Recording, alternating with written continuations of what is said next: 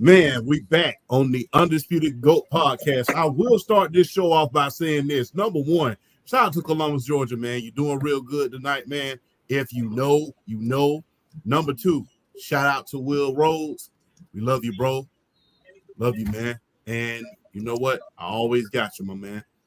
Thirdly, I will say this because you know how much I hate one team in particular. New York, big city and dreams, but everything in New York ain't always what it seems. That's exactly what just happened this past yesterday because they just got crushed by the Dodgers. You know, the Dodgers pretty much the best team that money can buy. And big ups to Magic Johnson. Magic Johnson has 15 championship rings. Over 15 championship rings. He has 10 with the Lakers as a player and an owner. Has 2 with the Dodgers, 1 as the LA Sparks owner, 1 as the for his indoor soccer team, and another one, as you know, Michigan State, you know, his alma mater. But I must say, man, that has to be a glimmer of hope for the Washington Commanders on how he's going to bring them glory. And I must say, man, hey, I am looking forward to an NFL owner the caliber of a Magic Johnson to get a Super Bowl ring really, really soon, man. You know, because, hey, when I was little, we was all afraid we was going to lose Magic. But to see where he was to where he has come to is nothing short of amazing. That's what I will start off the show with. But on that note, how you guys, man? What's going on with y'all, man? Not much. Just doing pretty good. It's Thursday night, Halloween. My kid's birthday was yesterday. Turned 7 years old, so having a big old party on Saturday. So you know, all is good here up here in Wisconsin. And summer/fall seems to be hanging on. We had yesterday. It was almost 80 degrees here in Wisconsin, so it was real weird. Real? Yeah. It seems to be. It's holding like in the 50s, 60s, and 70s here. So I will take that all day. Less cold weather months I will take. Okay. My DSGB brother, BRF. How you doing, man? Must say, man, things going pretty good. I can't complain at the moment. Halloween, you know, Halloween down here. My niece is trick-or-treating. She's Wednesday Addams. And my daughter's up in West Virginia. She's trick-or-treating. She's a cheerleader this Halloween, so I'm just glad they're out and about having fun, getting a sugar fix because you know it's coming. And we just got to try to hide the candy from them at all times, even still. But outside of that, things are still kicking. Things are good. I want to give a shout out. And again, another shout out to the Rowland/Chapman family. They announced services for my boy Ferris, who I talked about on the show last week. Unexpectedly passed away. So definitely want to give a shout out to Morgan County, Madison, Georgia, Morgan County High School class of 2004. I want to give everybody a shout out. I know I probably won't be able to go to his viewing tomorrow, but I would definitely like to try to go to his service on Saturday because I will be off.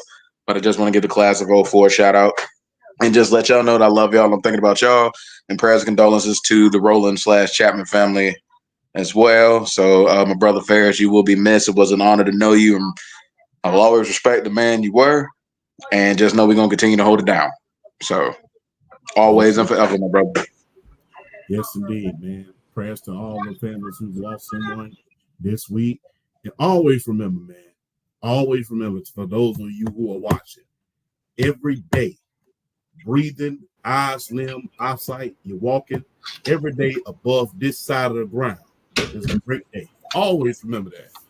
But let's just get into it, man, because y'all are the greatest baseball minds that I know today. You know, everybody else covers football, basketball, they cover everything else. But you two guys, I know y'all bring the flair when it comes to that damn to America's favorite pastime. So I have to say, man, look, and nobody enjoyed this more than me. New York, you cost me more World Series in the 90s than I can ever count. So nobody is more happy than seeing you lose than me. You cost me 5 World Series in the 90s, and I will never forgive you, New York, for that. So guess what? I am so happy that the Dodgers came out and smoked y'all like the cigarettes on Saturday night in a hole in the wall. So, so guess what? Dodgers crushed the Yankees. What are y'all thoughts about it? I'll kick it off. As someone who picked the Yankees in 6, because honestly, what I thought was going to go down was at top. I don't know. Honestly, I felt like what happened in this series was I thought the Yankees were going to just outpower them because I didn't feel like the Dodgers pitching matched up to the Yankees. But the Dodgers simply just fundamental them to death was what they did. I mean, they outplayed them. I mean, that's pretty much what it came down to. I mean, they the execution was better, and Freddie Freeman is just the Yankees' daddy. He became the Yankees' daddy. He became the Yankees' daddy for this series. But I mean, it was just a matter of and honestly, the Dodgers pitching stepped up way more than I was anticipating, particularly Walker Buehler. Walker Buehler, he came in the league on fire, but then I think he had Tommy John, and then he's trying to get back to what he was, and he's kind of struggled. But it was this was kind of like his reintroduction to the league, and just he pitched his butt off. Yamamoto, that $325 million pitcher, he showed up, he showed out, and the bullpen just continued to do what they've been doing. Honestly, it was just a matter of the Dodgers outpitched them, and then when it came to the offense, they did the little things better. The base running, being able to move runners up, getting runs when they needed to get them, home runs when they needed to hit them. They were just better this series. They were better this series. There's really no ifs, ands, or buts about it. And and outside of Giancarlo, I think nobody for the Yankees really performed. Nobody really performed for the Yankees. Maybe outside of Giancarlo Stanton, nobody from the Yankees really did anything. So it was just a matter of the Dodgers showed up, showed out, and outplayed them. I don't think there's really much more analysis you can really give to that. The Dodgers were just better.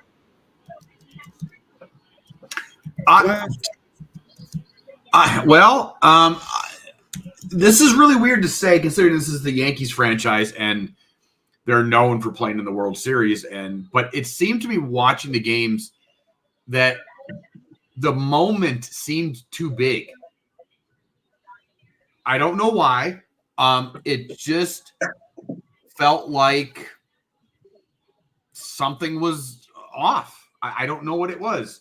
The Yankees just felt like they didn't belong there, or they came across like they felt they didn't belong there. The Dodgers kind of rolled in and were just like, this is our World Series, and they took it. And there wasn't a lot of pushback from the Yankees. I mean, they had a little bit in Game 4, with that win, but even that was, there was no. I mean, you had the fleeting oh my God, we could. No, you couldn't do this. It was over. Freddie Freeman was having a series of a lifetime already. They weren't going to overcome that. Aaron Judge, I didn't even. If you would have taken Aaron Judge out of the lineup, you wouldn't even noticed. That's how poor he was, not only in the World Series but in the postseason in general. Facts. He looked, and I'm not even talking about just the World Series, but the playoffs in general. The moments looked too big for him. Compared to his teammate Soto, who whatever you think about him as an individual or whatever, that kid lives for big moments. So, I was a little surprised. I thought this series would go 7 games. And I thought it was kind of a toss-up. I thought their pitching was a little bit closer than some people thought. But I thought kind of what BRF did. I thought the Yankees would eventually just outpower them. The Yankees are kind of I compared them last week, I think, or on Saturday to the Golden State Warriors. where they can be down by 30, but they're not really ever out of the game because all of a sudden they can hit like 4 homers in a row or like a handful of homers in like an inning or two. And so I kind of just thought the Yankees bats would just kind of take care of business. And it never happened. Aaron Judge never showed up. Like BRF said, Stanton did. Soto had a couple moments. But other than that, you can't have your, we brought up the discussion of can Aaron Judge ever get to Jeet's level? And no. We both said no.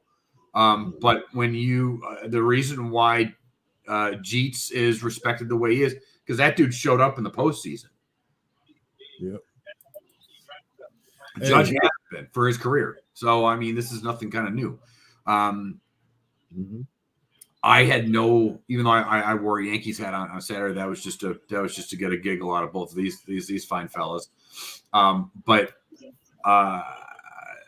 one of the most, besides Freddie Freeman and watching him and being happy for him, and then the random stupid Yankees fan and Mookie Betts and that thing, like this is really actually kind of like that was Grunk's homeboy. Yeah, they were friends in college. That was Grunk's homeboy. Yeah, did you see too? Like Gronk was like those, like I guess he was that guy was on the hockey team in college, so the University of Arizona, I'm assuming. Yeah. And he's like, those dudes are animals. And it's like, if Gronk is calling those dudes animals, he's like, an animal. I'm afraid of what those guys are like to hang out with. But I'm that was one of the most boring and anticlimactic World Series in a long time. It really was. I expected when I predicted a Dodgers-Yankees World Series, I was expecting big moments. And don't get me wrong, Freddie Freeman kind of gave those a little bit, but I don't mean like big moments on an like this was supposed to be a big time go game 6, go game 7 World Series, and we got the complete opposite of that, and it was a fart in the wind. Yeah, like a fart in church. Yeah, but, Shout out to Mr. Watson and the Sports for You podcast, man. Hello, good sir. Been on their show several times, man. Shout out to Gorilla. Shout out to all the guys, man. I really appreciate y'all, man. Hey, I'll be back. Hey, real quick, one more shout out to the homie, Mr. Watson. You ain't had me yet. I am open for business, sir. Yeah, just say the word, and I'm there, my brother. Yes, indeed. And shout out to our big brother, PSP. PSP in the building. Hey, what's up, PSP? Hey, Watson, are you guys doing a live stream of for Crown Jewel? I think they will be when they usually send me one. So yeah, I'll tap in with them too. I'm gonna try. I got my daughter's birthday, so I don't know what time Crown Jewel is at. What time is it? At 1 o'clock. 1 o'clock. Crown Jewel starts 1 o'clock. I might pop in for like a couple minutes. So I got my daughter's birthday party, but I might pop in for a couple minutes though. One more thing before we go into the next segment and drop this pipe bomb. Make sure y'all do us one favor and one favor only. I don't care who you vote for. Get up off your behind and vote. Let your voice be heard. Do your civic duties. Like I said, I don't care who you vote for. You can vote for the broom for all I care. But make sure you make your voice heard. You can vote for the broom, the dumpster, or whoever. But make sure your voice is heard this coming election. Do your civic duties and make sure that you do your diligence to do your part. Like my father always tell me, if you don't vote, don't damn complain. And that's all I got to say about that. But I do have a quick question for y'all. Is this Dodgers team the most star-studded team we ever seen? And it's just the most dominant performance in the World Series that we have seen. No, this is not the most dominant performance in the World Series we've ever seen. But as far as star-studded, it's up there. It's up there because you have You have the 98. You have the 98 Yankees. You have those Yankees of the 20s. From a pitching standpoint, you have the 95 Braves. Trying to think who else.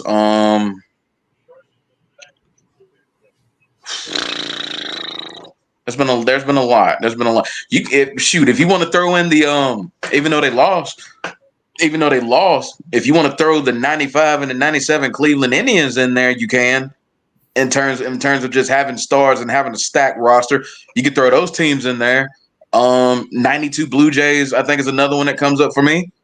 Those 70s Reds, those 80s Oakland Athletics and LA Dodgers. But honestly, that's just like a few. That's just some honorable mentions out there.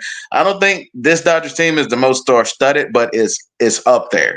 It's up there when you look at Shohei and Mookie and Freddie. It's up there.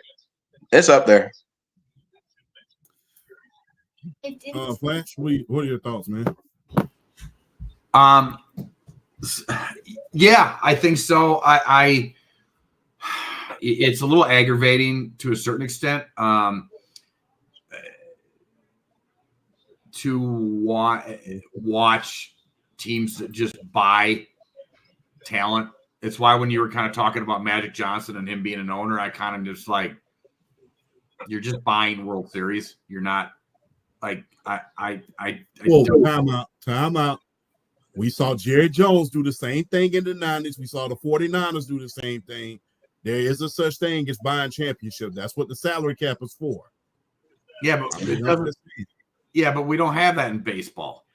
I mean, but you still got to put these teams together, and you have to have a manager in order to bring them together. I know. There's a lot of star-studded teams that hasn't won the World Series. Here's the thing, though, and I'm glad you said that, champ. Just because you have the best payroll in baseball doesn't automatically qualify you to guarantee you a championship. I'm not saying it guarantees you a championship, but to me it takes away from actual team building. It doesn't take talent to go sign Mookie Betts. It doesn't take talent to go get Freddie Freeman. It doesn't take talent to go pay Ohtani $1 gazillion. That's not talent as a GM. That's not roster building. That's just you still gotta have the guy to build them, though. Flash, don't mean to interrupt. I apologize about that. Number one, but you still have to have the know-how and the general manager and the pieces in order to do that. Because the thing is, look, I'm not the guru on baseball like y'all are, and Mr. Washington said this is the best Dodgers team he's ever seen. Granted, he's from LA, he would know. So I'm just gonna be real. When I saw the mid 2000s Yankees was the prime example of you just can't buy a championship. They went out and got Alex Rodriguez. They went and got Randy Johnson. They had the best team that money can buy. And up until, I think, 2009, they couldn't hit the ground with a stick when it came to the World Series, even with Derek Jeter, even with all of those holdovers that they had from those 90s teams. So you still have to have management in order to bring those teams together and put them in the same position. We see it in basketball, too. You saw it with the 2004 Los Angeles Lakers. We saw it in football when Chip Kelly had brought in the dream team with Philadelphia. Yeah, you can have the best team money could buy, but what is your coaching and your management going to look like at the end? No, I don't disagree that the fact that it doesn't guarantee you a championship. Yeah, but I'm saying like building a team through the draft or let's say like the 2000s Oakland A's or the Milwaukee Brewers by building a farm system and to keep that going, like that to me takes like real GM scouting, decision-making talent. Going and being like, oh man, we're going to go get the AL MVP and Mookie Betts. All right, well now we're going to go get the best player probably of this generation, Shohei Ohtani, and then we're going to go get one of the best leaders in baseball, Freddie Freeman, and then we're going to go get that doesn't any novice baseball fan can put a team like that together. Yeah. So, and yes, do you have to get the right manager to deal like for instance, do you have to have a Phil Jackson to manage all that talent and egos? Sure. I just think it cheapens a title. Like, for instance, the Milwaukee Bucks, when they finally won a title just recently in 2021, okay, when it meant more to the city because that was just a built team from the ground up. We didn't go get a bunch of talent and bring it in. We didn't go make trades for now we got Dame and whatever. But I'm saying before that, like, it means more. Like when Jordan, it's different when you build the team from the ground up. Mm-hmm. There's a difference between doing that and then just spending money. It's like, and that's the thing. There's been the running joke with the Yankees and the Dodgers the last I don't know how many years. Oh, if a team, gets a star through the farm system, it's like, well, as soon as his contract's up, he's going to be let go and he'll go to the Yankees or the Dodgers or the Phillies or some big market team. And it's like, as a small market guy from Milwaukee, I'm just kind of like, I would like a hard cap in baseball. Yeah. And I know what you're saying, because remember, BRF, we know we had Garrett Sheffield stolen from us by the Yankees back in the 90s. But here's my thing. Here's my thing though. It doesn't bother me. It don't bother me as much, just from the standpoint that, like I said again, it's like, okay, quick. Okay, I looked this up. I'll give you a quick stat. We're gonna go, including last night. We're gonna go last 10 World Series. And this is why it doesn't really bother me that much when some of these teams go out and get these players. I mean, I understand where you're coming from, but you also got to look at it from the Dodgers. Even with like Shohei and Freddie Freeman and Mookie Betts, there's still a Will Smith who was developed. There's still a Gavin Lux who was developed. There's still a Walker Buehler who was developed. I mean, there's still guys there in this that grew through the Dodger system. So even when you get these players, there still has to be a good mix of the talent that you develop coming up through your system. So that's why it doesn't necessarily bother. That's why it doesn't bother me as much. But I'll throw this quick stat out there. If you go back to 2015, when you go through the last 10 World Series matchups from 2015 to 2024, do you want to know how many times at least one top 5 payroll made the World Series, including last night? Yeah, how many? I believe last night made 7 times since 2015 that at least one top 5 payroll made the World Series. But that was only the 4th time a top 5 payroll won the whole thing. Oh. Okay. So that's why it's like, I get what y'all saying, but at the end of the day, the reason why I don't think it should really be a hard cap in baseball, because at the end of the day, honestly, even with that money, the Dodgers were it. More often than not, it's still going to be that team that gets hot late September, October, that goes through and really does it. And that's really what it's been for the last, I don't know how long. It's usually that hot team, whether they win the World Series or just get there. Like, you look at the Tampa Bay Rays on multiple occasions. You look at the 2021 Braves. You look at the 2019 Washington Nationals. It's still at the end of the day, ain't necessarily about how much money you're spending. It's about your team getting hot at the right time. So that's why even with the money spent, it doesn't really bother me as much, because I can look at it and like, okay, yeah, they got all this money, but are they going to be able to get hot at the right time and do it when it matters? So from that perspective, I get it, but I'm not as bothered with it, because I know come September, October, it's going to be who gets hot.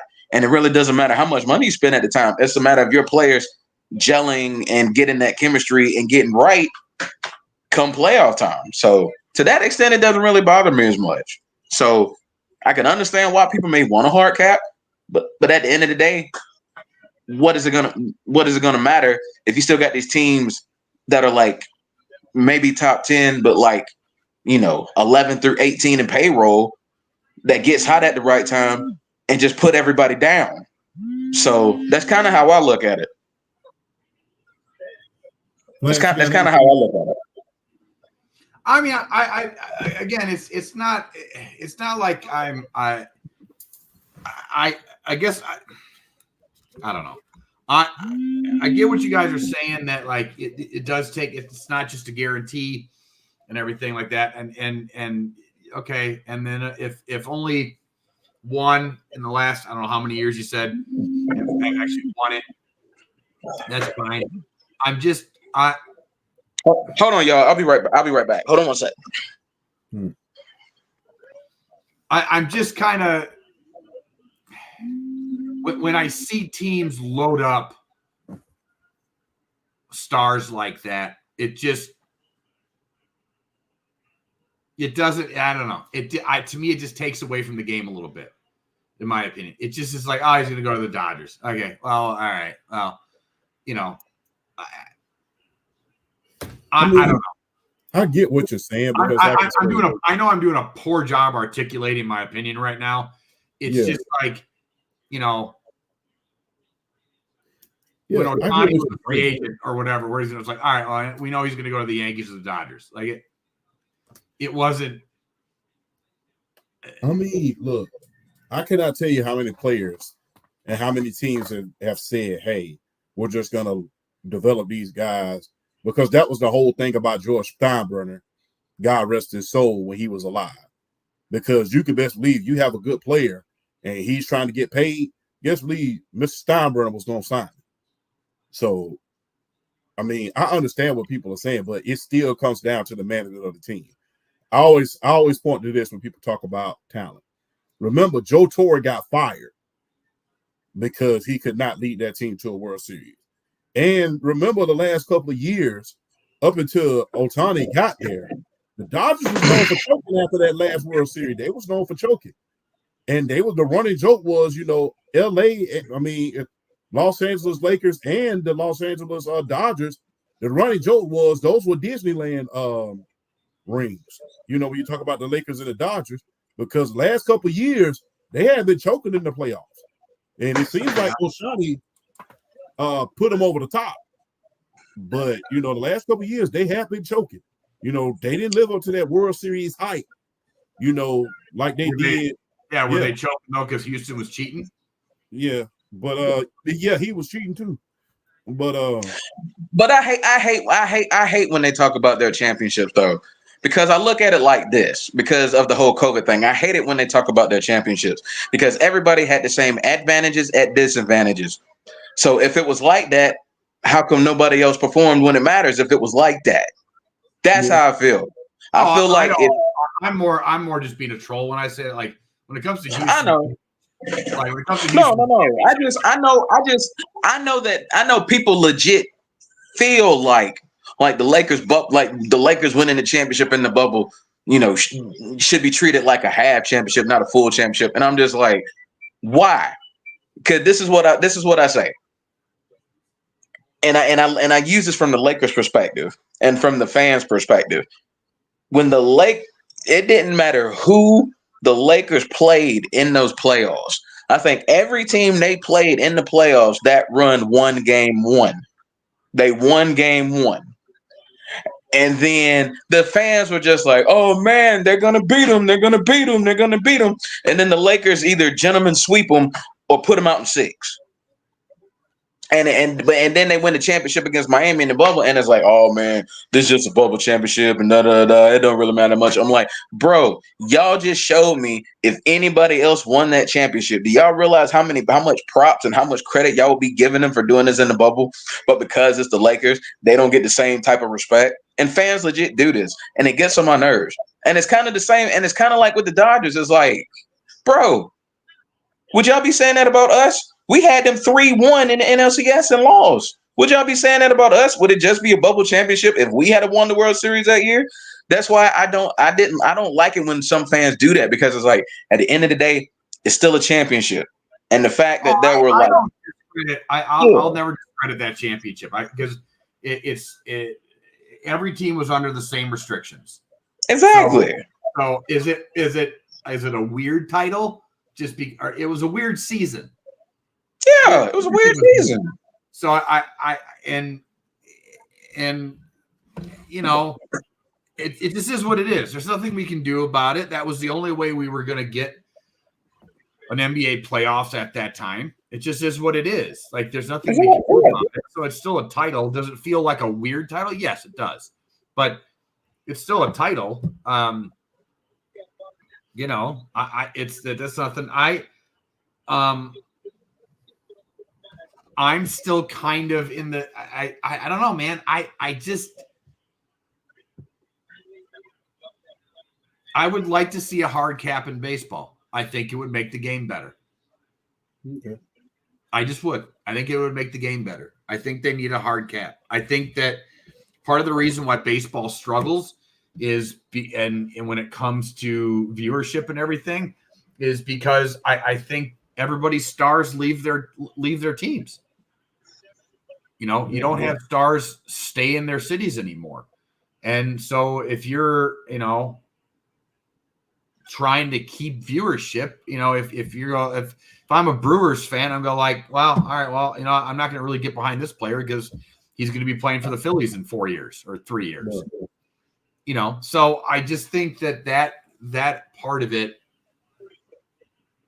that's just me. Like I said, I don't. I'm tired of the Yankees and the Dodgers. Yeah, I feel you. I'm just tired of them. It's just when I predicted it was going to be a Yankees-Dodgers World Series, I didn't do it because I was going to be like happy about it. I was just kind of like, it's just going to be Yankees-Dodgers. I just know it is. It's just a feeling. So yeah. And by the way, probably go ahead. No, I just last point. It's probably come from a little bit of sour grapes because I really thought this year was a possible Brewers, maybe not title, but like I was like, this is it. We got it. And this was a real heartbreaking loss or being ousted from the playoffs this year for the Brewers. So maybe it's a little bit of sour grapes, and I'll own that. But anywho. And by the way, this was one of the highest rated World Series since 2017. 18.6 million viewers. Huge ratings. I must say that. For the World Series? Yeah, 18.6 viewers. Yeah, 18. No, you got the two biggest media markets. The two biggest media markets, so that makes sense. Yes, it does. But on another note, man, look, we all BRFB, you both know this player very, very well, man. He ended the drought for our Atlanta Braves, man. Now, we all know that the original Mr. October was Reggie Jackson. We all know this. But I have to ask this question. This is a pipe bomb type question, but I have to ask this. Is Freddie Freeman the new Mr. October? And thanks to BRF, we got some stats in order to back that bad boy up. And I will say this, man, when you look at the stats, it's very impressive. So, I mean, BRF, you have the floor at this point. Is he the new Mr. October or what? I will definitely take the floor on this. You can legit make a case for him being this decade's Mr. October because you look at what he did at 2021 for the Braves, and then you look at five, six straight games with a homer, World Series play. If you go 2021, he hit a home run in Game 5 and Game 6 with Atlanta. This series, he bombs off in games 1 through 4, including that first ever walk-off grand slam in a World Series game in Game 1. Like, you can make a case for him being this decade's Mr. October. You can make a case. And because and the reason why I kind of wanted to suggest some things with Freddie, I think he's a Hall of Famer now if he retires. Now now to all the viewers out there, if y'all are looking at this, I sent Champ a couple of my I used my Samsung Notes app on my phone, and I kind of did some research on Freddie, and I kind of wanted to give out some stats as why I feel like if he's just stopped playing and retired right now, he would go into the Hall of Fame. Now, what you see right here is his MVP year, which is the COVID shortened season. It was 60 games. But as you can see, the numbers on the top are what he did in those 60 games. He hit 341, 13 homers, 53 RBI, 73 hits, a 462 on base, a 640 slugging, and he had 45 walks to 37 strikeouts. That was his 2020. They only played 60 games that year. Now, if you look at the bottom, if you were to spread that out, let's say 2020 was 162 games, and he was able to maintain the pace that he was on if he kept the average and the OPS, the on base plus the slugging. What you're looking at is 194 hits.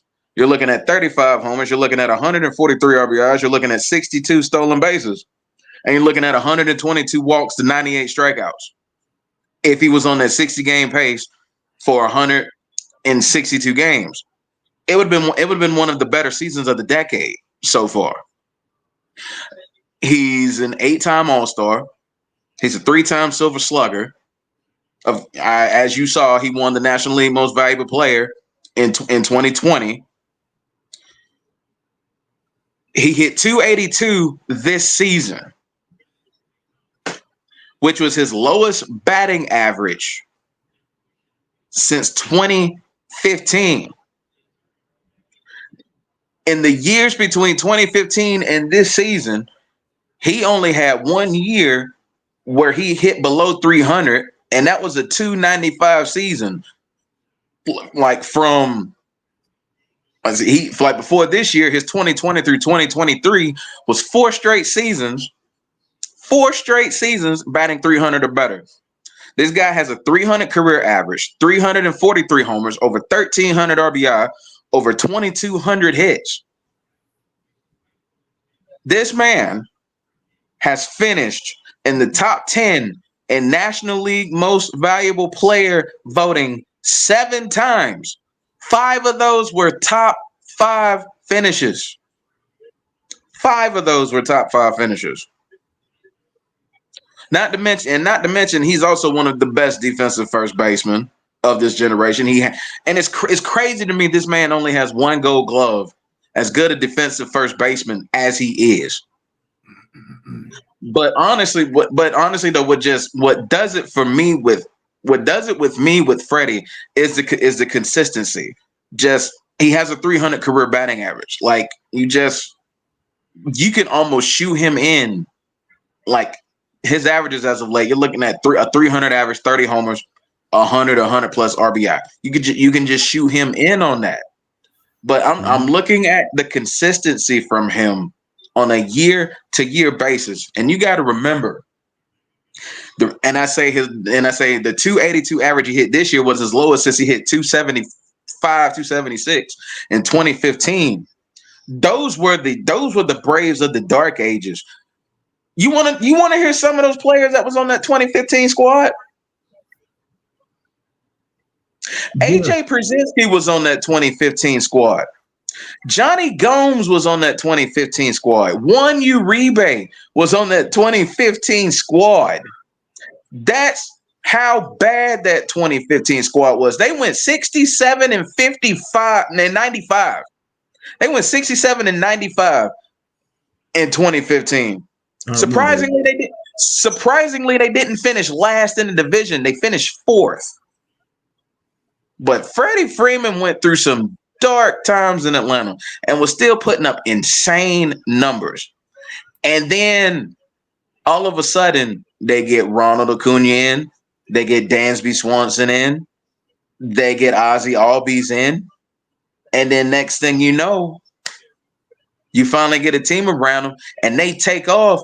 But at the end of the day, he was still the leader of those teams in the late 2010s, and of course that 2021. I mean, champ, we are not going to forget 2021. We are not going to forget that first championship in 26 years. Yes, we're not forgetting that. Yes, but the reason why, but like I said, Freddie Freeman, if he just stopped playing today as a Hall of Famer, because now you can add a second World Series title, you can add a World Series MVP. And all the accolades I gave you prior, the 8 All-Star appearances, the 3 Silver Sluggers, the MVP, the fact that he has 5 top 5 National League Most Valuable Player finishes in voting. If he stopped playing right now, he is a Hall of Famer. If we're going to talk about relative to era, like a lot of fans like to do, if you want to talk about relative to era, Freddie Freeman's a Hall of Famer. Okay. Flash, is Freddie Freeman the new Mr. October? Yeah, I don't think there's any argument there. In fact, I would kind of, he's probably one of the most, besides just being Mr. October, he's one of the most beloved baseball players in the league right now. There's not a lot of Freddie Freeman hate going on. Maybe in New York a little bit right now, but other than that, like everybody kind of, he's one of those guys. He's ascended to that level. We were talking about that Jeter level of, I don't know, but he's that high up, but he has that universal respect that Jeter had, and being as good as he has been, and as good as he has been in the postseason, that's what happens when you're that good and that consistent. And BRF kind of touched on that. And yeah, I mean, you know, he went through the stats: 8-time All-Star, two-time World Series champion. 2-time All MLB first team, 3-time All MLB second team. I don't. If he retired now, yeah, he'd be a Hall of Famer. I don't even think it's an argument whether he would be a Hall of Famer or not. I would say right now he's probably the new Mr. October. I don't think there's really any other competition either. Okay. All right, but I do have another one for you right now. We have another one for you. And I will start with you, Mr. Flash, since you brought this to our attention. Is Aaron Judge the new A-Rod before the World Series in 2009? You have the floor. I would say yes. I mean, we're at the point he's 7 postseasons in.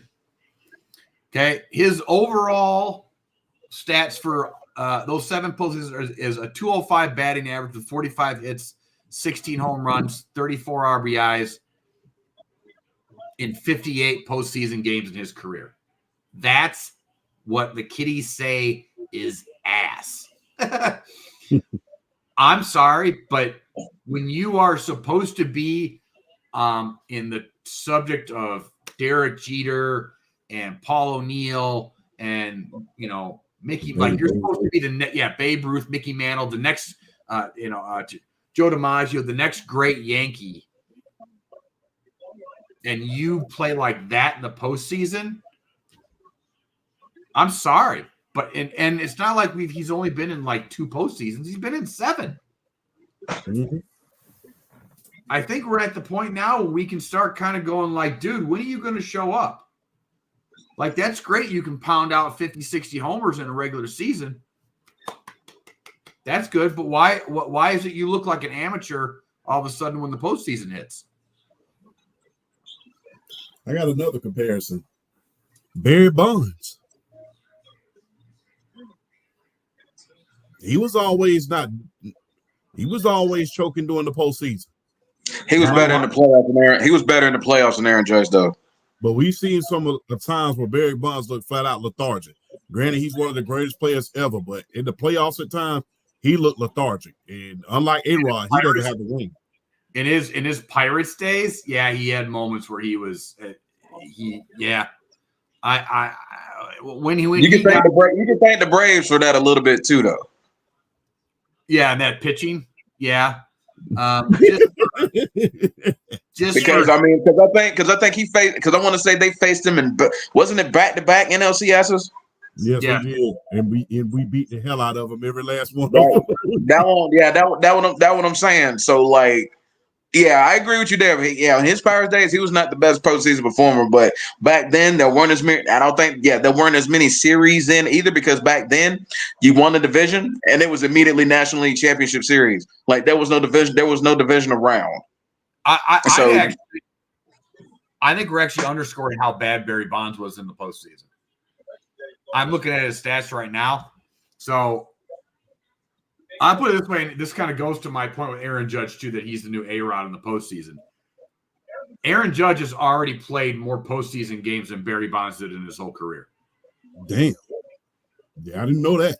Barry Bonds average was 245 over 48 games with 37 hits, 9 home runs, and 24 RBIs and 33 runs scored in his postseason career. And he probably did most of that in 2002. Yeah, he actually did. Yeah, he actually did more than half of it in 2002.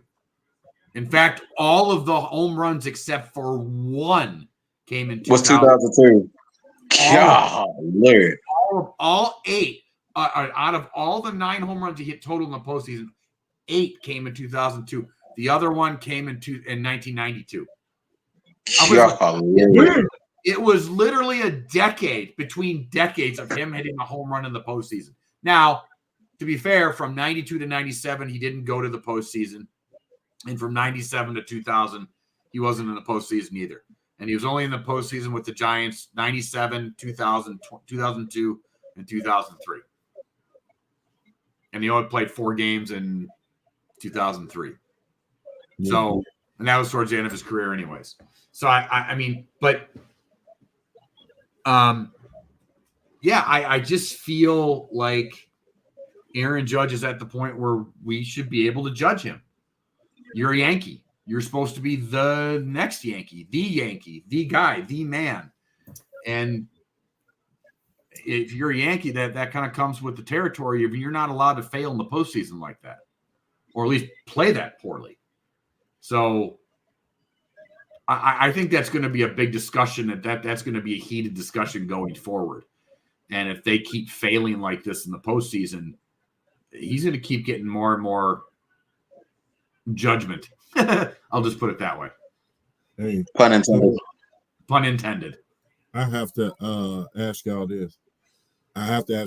Because everybody knows how much I don't like the Yankees, and like I said, it's because y'all beat us and cost me several World Series in the '90s. So that is the reason why. So no disrespect to New York, but I will never cheer for the Yankees. But do you think if he was not on the Yankees, would he still be up under a lot of scrutiny? Like, let's say if he played for the Braves, would he be up under this type of scrutiny? Because of the type of player. Because of his stature and the type of player that he is, absolutely. Okay. Because of his stature and the type of player that he is and the numbers that he puts up, any franchise he'd be with, he would still get this type of scrutiny. Because of what you're doing in the regular season. I mean, you're putting up godly numbers in the regular season and you're doing nothing in the playoffs. Oh, absolutely. It's probably tenfold with New York because of the media market. But he would get this. He would get this anywhere. He would get this anywhere because of the type of player he is. I don't think there's a doubt in my mind. They would run him regardless of franchise. Shout out to Nine Gorilla from the Sports For You podcast, my brother. Keep us laughing all day. If you know, you know. So hey, man. But yeah, I had to ask that question because I've always asked myself this in the back of my mind: if Derek Jeter would have been somewhere else, would he have been as big as he was? No. So probably not. No. But and that's why I asked, when you're outside of these big media markets, are you going to be up under the same scrutiny? Because it's like, okay, I'm not in this major media market, and if I'm paying for, let's say, let me take you out of a baseball town. If I'm playing for let's say the Rangers, am I up under this amount of scrutiny? Well, look at Mike Trout in Anaheim, or with the Angels. Like it's not that but he's just never goes to the postseason. So I think, but it's weird. It's like everybody knows how great he has been or was, but he never went. And there was that.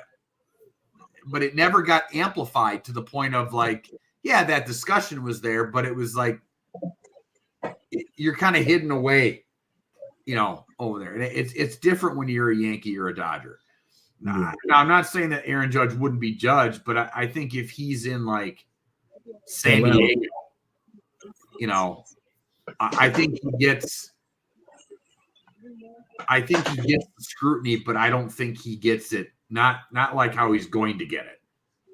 Okay. I mean, look at this.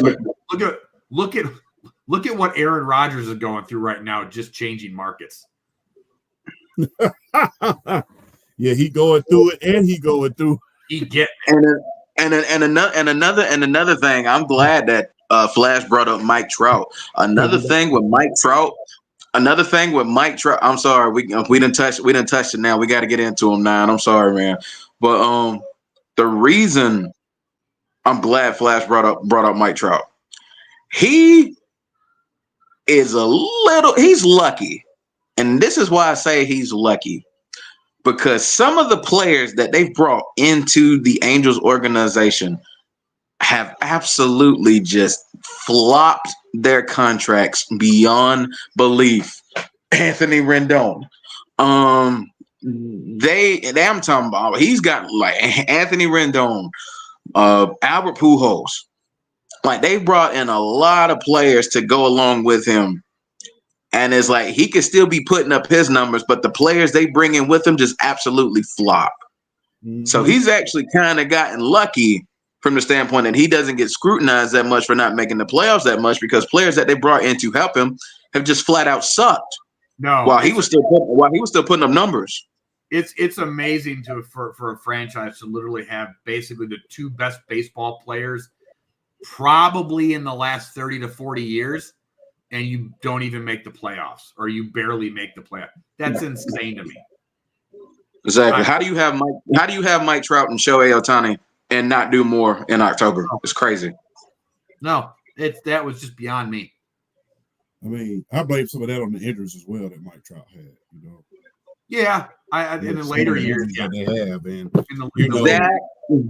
and they never built good pitching staffs in the Angels. And like I said, like some of the free agent offensive players they brought in to go along with him just absolutely crap the bed, to say the least. What y'all just said, Gorilla just said the same thing. Between that, I never had a bullpen. But go ahead, I apologize. No, you good? No, I was just saying, like, it's not just the bullpen. They didn't have starting pitching either. They rarely had good pitching out in Anaheim. And then just harping on like the offensive players that they brought in to go with them, just absolutely crapping the bed. Like, I feel like Anthony Rendon is the worst baseball contract of the last 25 years. Yeah. Like as good as Anthony Rendon was in Washington with the Nationals, as a Braves fan, he made our lives miserable. We would beat them, but he would still make our lives miserable in Washington. And he just goes to Anaheim, and you barely hear them talk about him because he's been that horrible.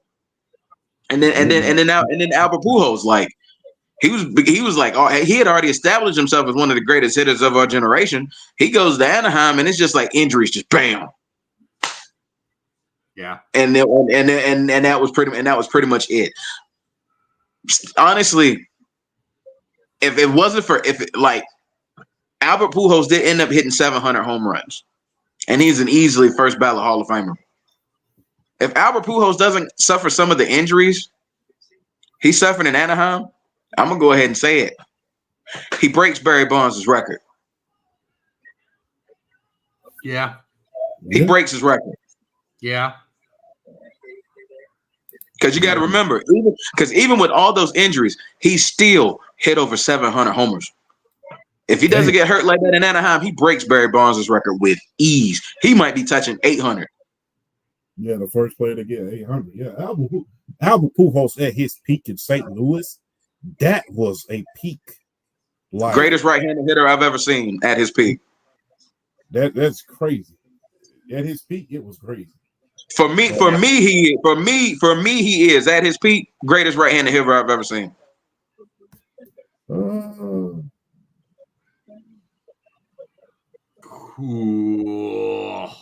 Oh no. Who? All right. Okay. Who else? I'll let you go, Flash. Go ahead, bro. You better than Sammy? What? Sammy's left hand. What? You better than Sammy? Yeah, he's better than Sammy. What the hell are you doing, Tim? I'm being a dick. I'm sorry. Man, Albert Pujols washes Sammy Sosa, bro. What about Ken Griffey? No, right. I'm saying right-handed hitter. Right-handed hitter. right-handed hitter. Okay. Oh yeah, Like yeah, right. Like as far as like at his peak, if you want to compare them all, if you want to just compare them to all-time greats, I'm trying to think. Hank, yeah, Hank, Willie, Frank Thomas. Frank, yeah, he's better than Frank. As a hitter, he's better than Frank. Really? Yeah, Oh, boy, you gotta go back to those St. Louis years and look at some of those batting averages Albert Pujols had for 162 games. Yeah, he's better hitter than Frank. He better hitter than Frank. Hey, where's Frank Thomas from, by the way? Georgia. He's from some state. I'm about to say he's from some state. So he's from Columbus, Georgia. He's from Columbus. Yeah, he's from Columbus. He's from Columbus, Georgia. With the Columbus side. Shout out to Mr. Frank Thomas, man. The big hurt. The big hurt. So anything y'all want to add before we move into this football? Nah, I don't think. No, I saw a comment. Somebody said Barry would have hit 900 had they pitched to him. Nah, he wouldn't have hit that. I don't know about that many. He would have. Barry would have had 900 if they pitched to him. He would have had 8. He'd had over 800 if they pitched to him. You know what? And you know what? I wanted to avoid this by all costs. But shout out to Nine Gorilla, man. You know what it is, man. You like a brother to me, but I'm gonna just be real. I'm gonna just be real. I did not like when they walked him. I didn't like. I didn't either. I hated that shit. Like, bro, you don't see. I'm gonna just be real. You don't see that in no other sports. Like, I'm talking about, and they didn't.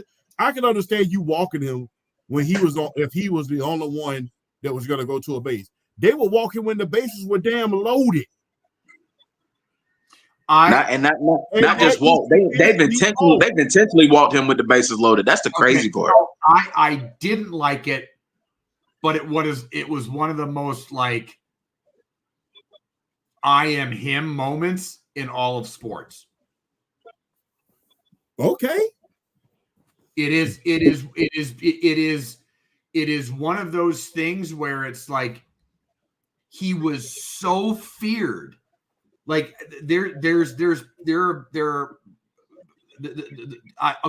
I talk about aura a lot. That's hard to beat. There's moments that we have, like there's, Jordan's overall aura is just fear. Okay.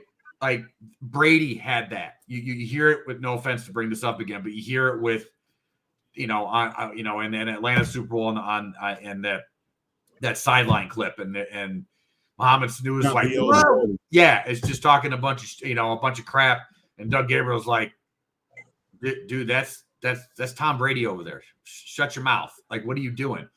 And I really can't think of a more, again, I am him moment or moments than you literally give up a run to make sure he don't beat you. To make sure he doesn't beat you. That's insane. Like I don't like it because I think it's weak.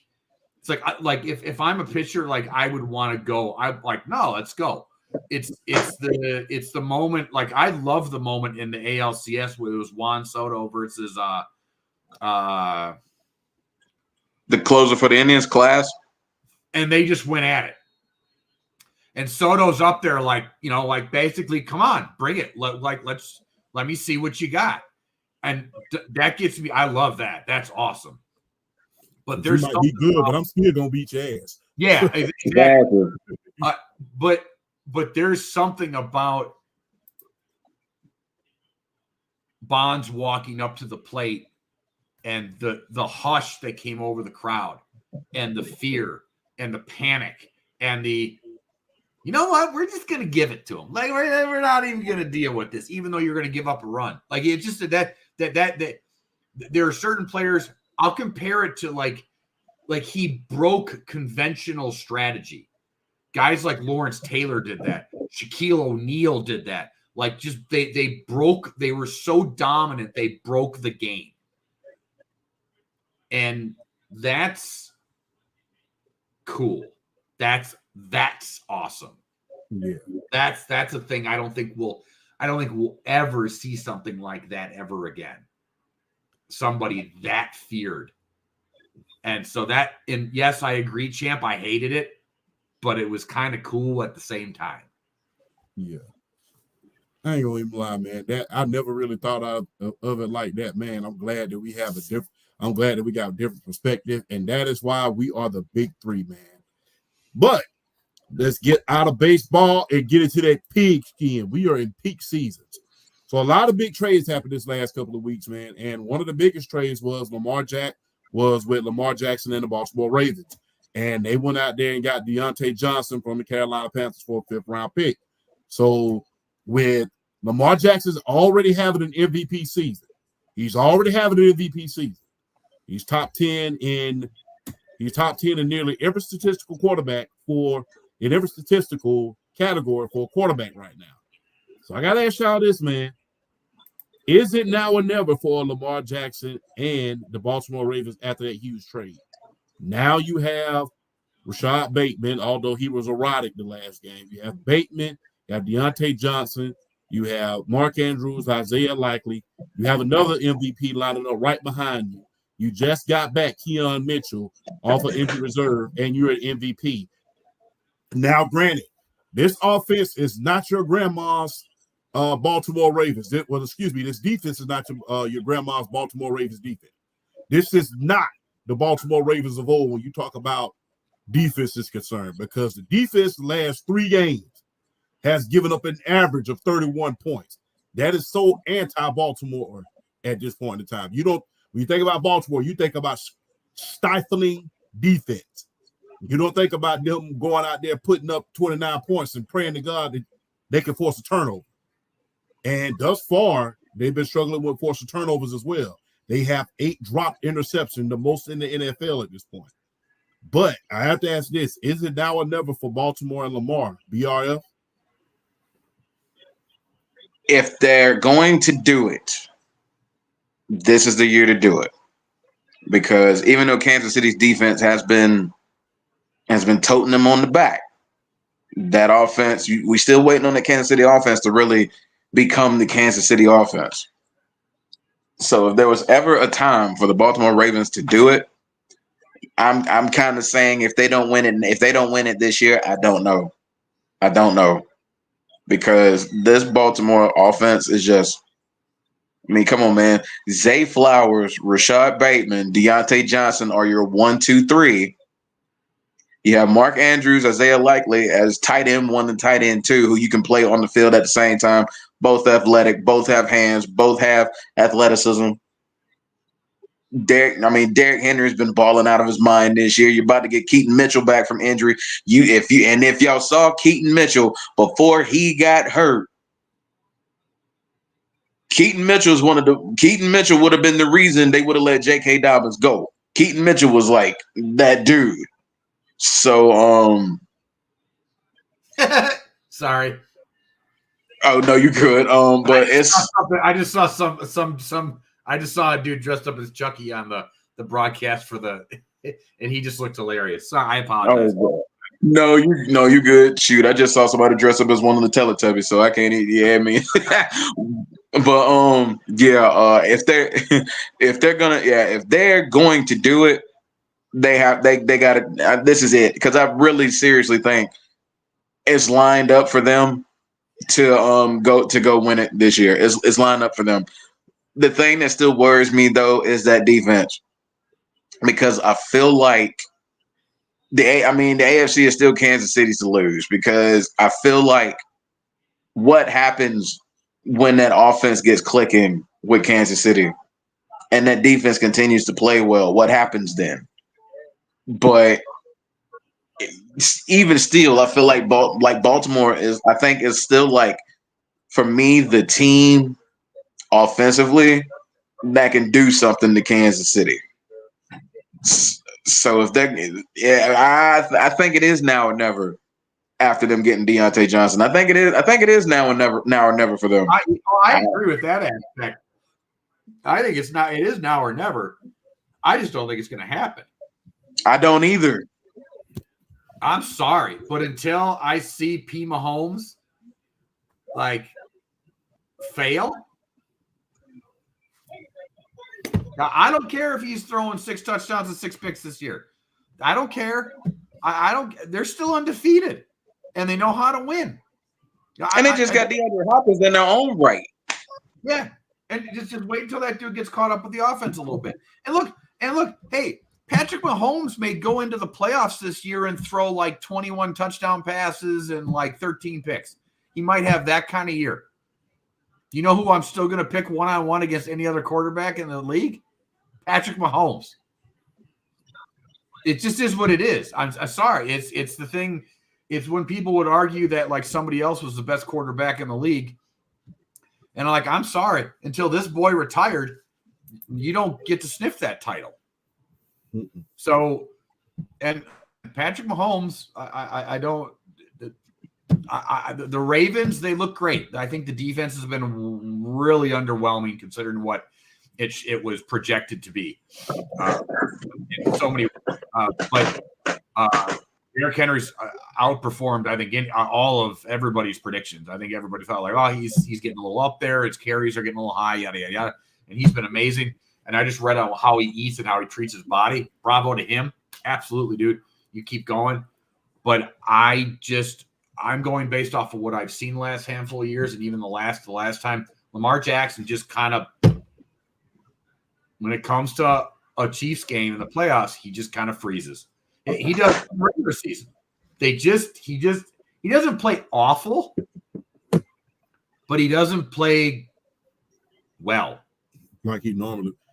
I compare it to how, to piggyback on you, Flash. I compare it to how Steve Young used to play against the Dallas Cowboys before he finally beat them.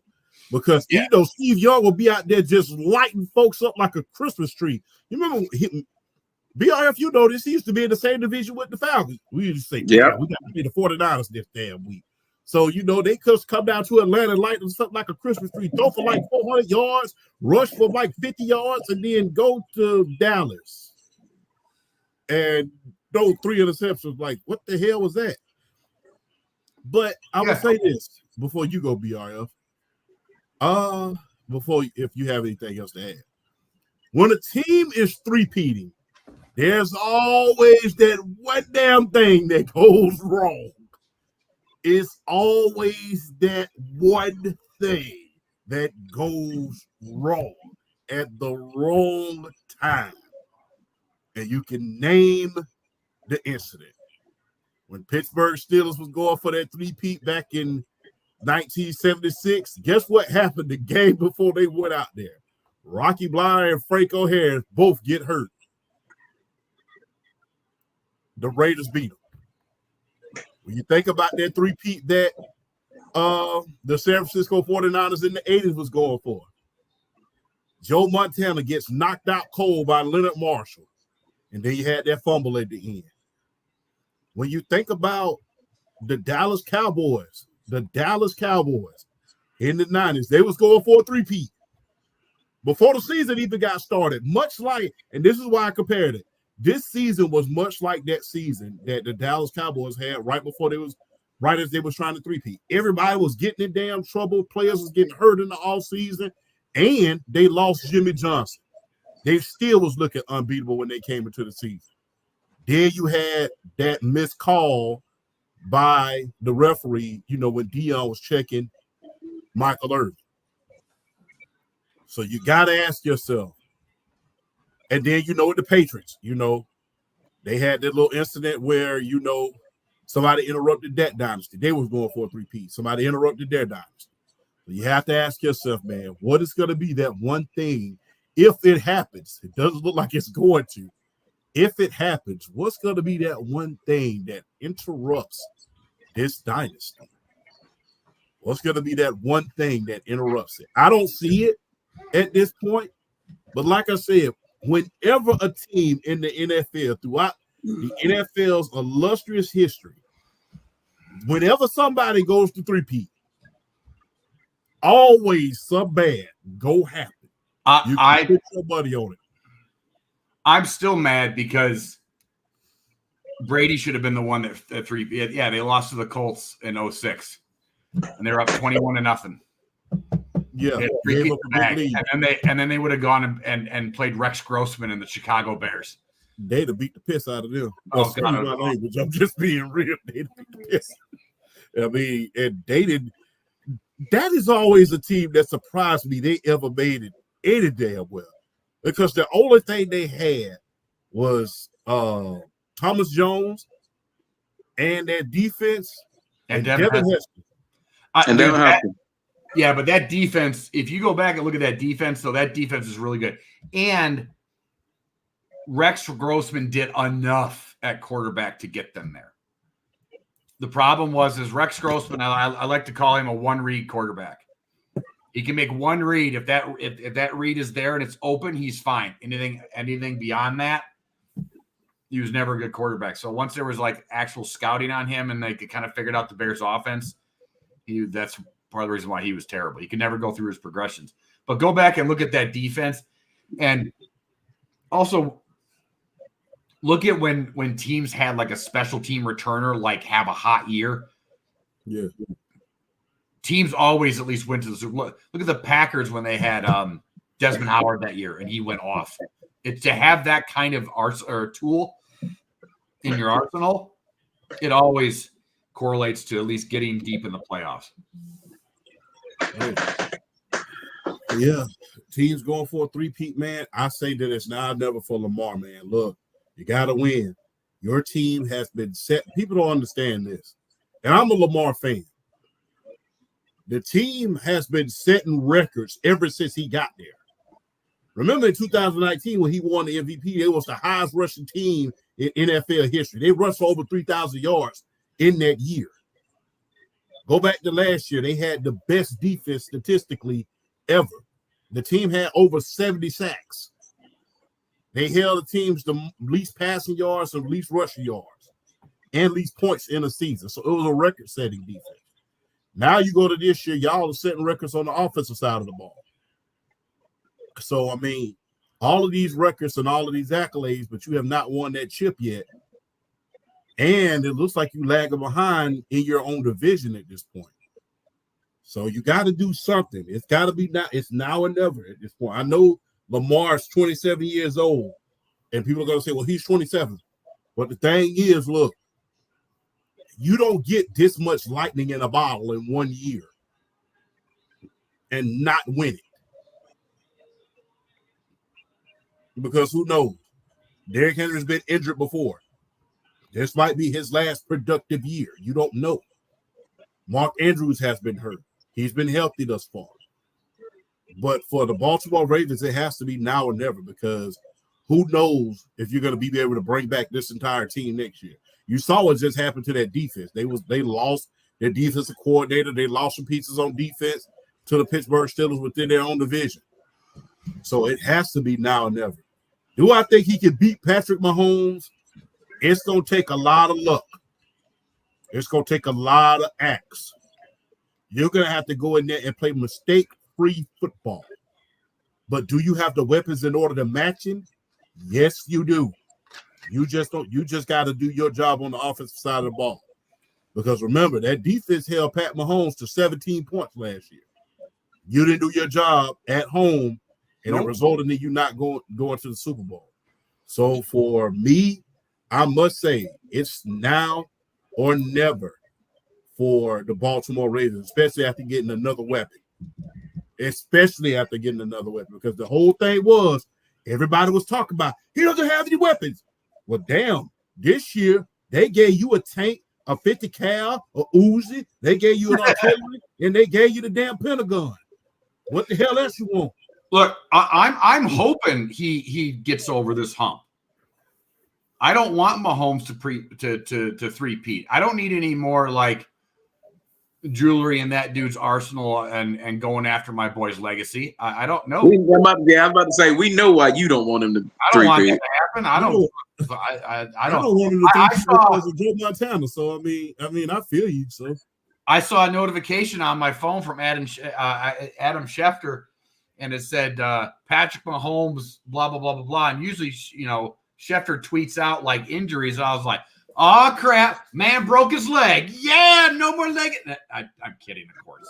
But, you know, and it was him wanting to bring a WNBA team to Kansas City. And I'm like, oh Oh my God. I do look. I as a sports, yes, as a Brady guy, I don't want to see him get close to my boy's legacy, but I love greatness in the moment. I do. I even if I don't like the greatness, even if I don't, I love watching greatness in the moment. I find it to be a privilege, even if I'm a hater. I can appreciate the greatness. I hate the early 90s Dallas Cowboys. But I do appreciate being able to watch those teams because they were great football teams. But yes, no, I literally hope that dude runs into the goalpost and then it's just seeing birdies. I don't want. I'm kidding. Hey, it's always good to see Flash with the pipe bombs, man. Y'all think I'm bad with the pipe bombs. You see this guy. But I gotta ask this, man. There's another MVP candidate in the NFL right now in the great state of New York, in the great city of Buffalo, home of the Buffalo Wings. But I gotta ask you, who is more valuable to their team? Josh Allen or Lamar Jackson? And who is the MVP this year? Y'all have the floor. I'll start. For me, I mean, I understand. For me, it's Josh Allen, man. I feel like with Josh Allen, like, I think because my thing is, if you take either one out of their offenses, they're not going to be as good. But I feel like the drop off with Josh Allen in the Buffalo offense compared to Lamar and Baltimore's offense is way more drastic of a fall off. It's way more drastic of a fall off because you look at the Ravens. I mean, Zay Flowers, now Deontay Johnson, Rashad Bateman. You have Mark Andrews, Isaiah Likely, Derrick Henry. I mean, you got talented skill position players now. And I'm not saying Buffalo doesn't have talented skill position players. I mean, Khalil Shakir is a good player. Keon Coleman's good. Dalton Kincaid, Dawson Knox, James Cook. I mean, they have players. But if you take Josh Allen away from that offense, you are not. They're not a playoff team without Josh Allen. They're just not. They are not a playoff team without Josh Allen. I think Baltimore, with all the talent, and I think Baltimore they could compete for a playoff spot without Lamar more than Buffalo could without Josh Allen. Josh Allen is their offense in so many ways, and the fact that he's still been able to put up the numbers that he's been able to put up, and this is losing Stephon Diggs, even though he wasn't like all they brought him up to be big because he had that one playoff game. That's losing Stephon Diggs. That's losing Gabe Davis. And he's just still going out doing Josh Allen things. Dude's only throwing one interception this year. And one of his biggest knocks was, hey, you turn the ball over too much. Well, guess what? He ain't turning the ball over that much this year.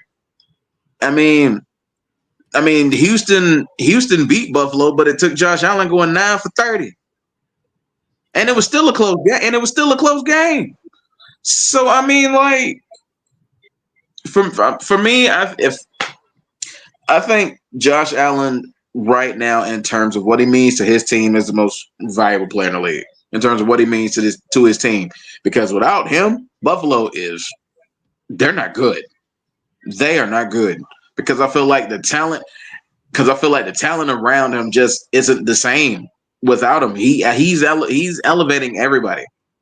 I think the only guys he has when in his skill position players that could maybe do something regardless of franchise, regardless of team, is maybe Dalton Kincaid and Dawson Knox, maybe James Cook.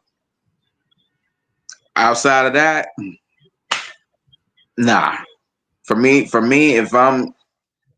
I think if you're looking at the term of most valuable player, is for me is Josh Allen. Okay.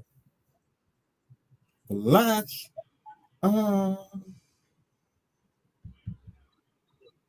I think it's close. I think we could actually see if this keeps trending the way it is, and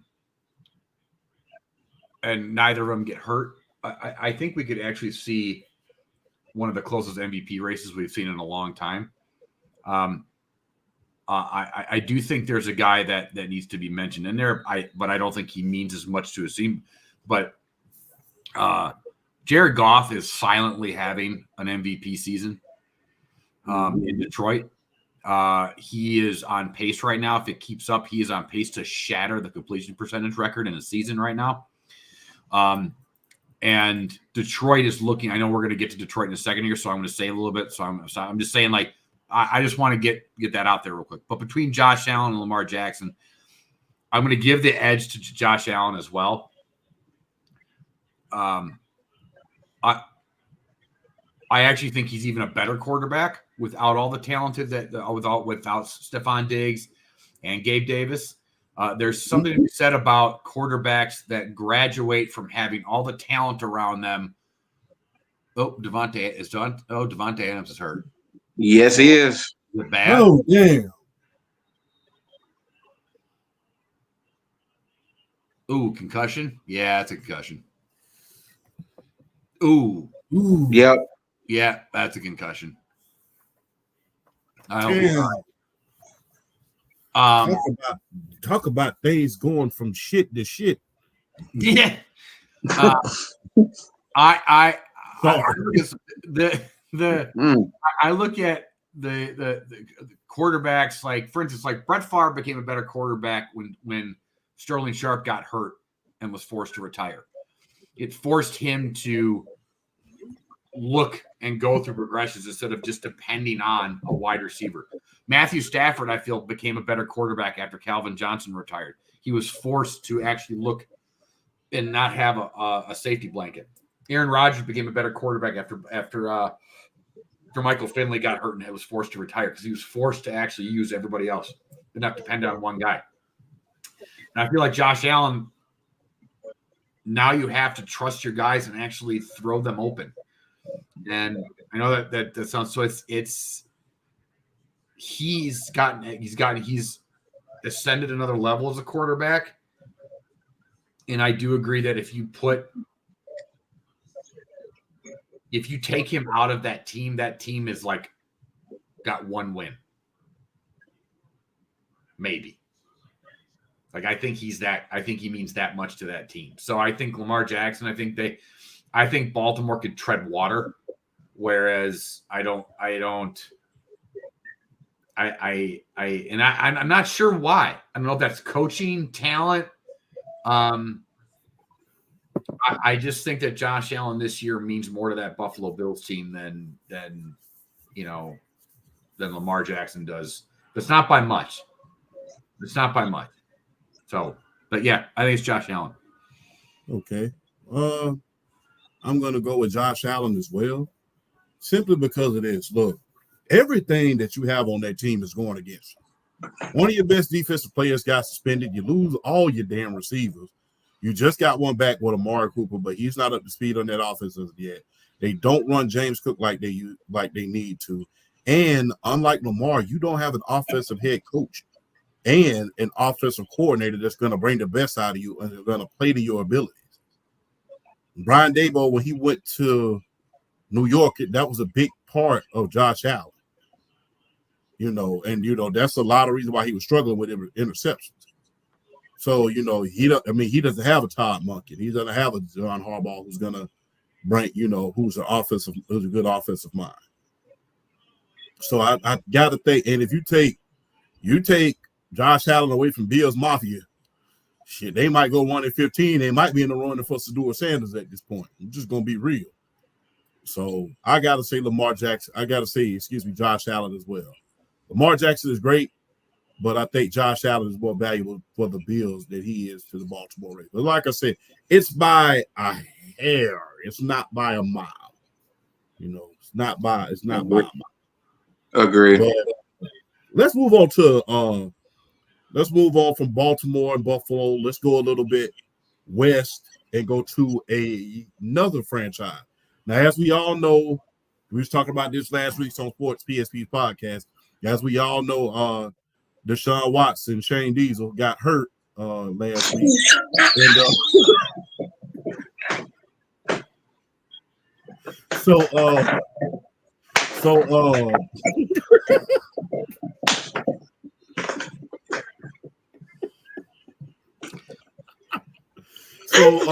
Shane Diesel got hurt last week. And Jameis Winston stopped. And Jameis Winston is taking over, and he's making man, your face red as hell. You know what? I don't even need to be here. We don't need my comic relief. We got you here. Oh no, that was that was so unexpected. Oh boy. I feel Oh, like Champ had that one in his pocket lined up. I'm telling you, that's like you got the 9 out and you shot and you ain't got no bullets, but you still got that one in the chamber. That was the bullet in the chamber. So as we all know, Deshaun Watson got hurt, tore his Achilles. And everybody, the biggest controversy was he got booed. But to me, that's nearly not a controversy. I mean, especially when y'all had kids holding up certain signs about those women and the victims of that. So I mean, I don't feel sorry for Cleveland at this point. I'm just gonna just be honest with you. Y'all had kids holding up signs about massages, saying blank those women. So I don't feel sorry for that franchise as far as him being injured. My heart is not bleeding for you. So I'm just gonna be real. But Jameis Crab Legs Winston came out and threw for over 400 yards. And for almost 400 yards, I would say. So what are your thoughts about Jameis Crab Legs Winston and the Cleveland Browns? I loved it. I don't know which one. I think it was you, Champ, that called it, or one of you. Who called it last week? That like just be careful. I said it wouldn't shock me if Homeboy went out and had a good game. Especially because the pass defense, they weren't good with Marlon Humphrey and Nate Wiggins, but they missed them both in that game. So it was like, it wouldn't shock me because I know they're going to throw the ball. It wouldn't have shocked me if he did what he did, which he did. Yeah. I sort of pointed to it, but I was like, I give all that credit to you, good sir. Like you called it. So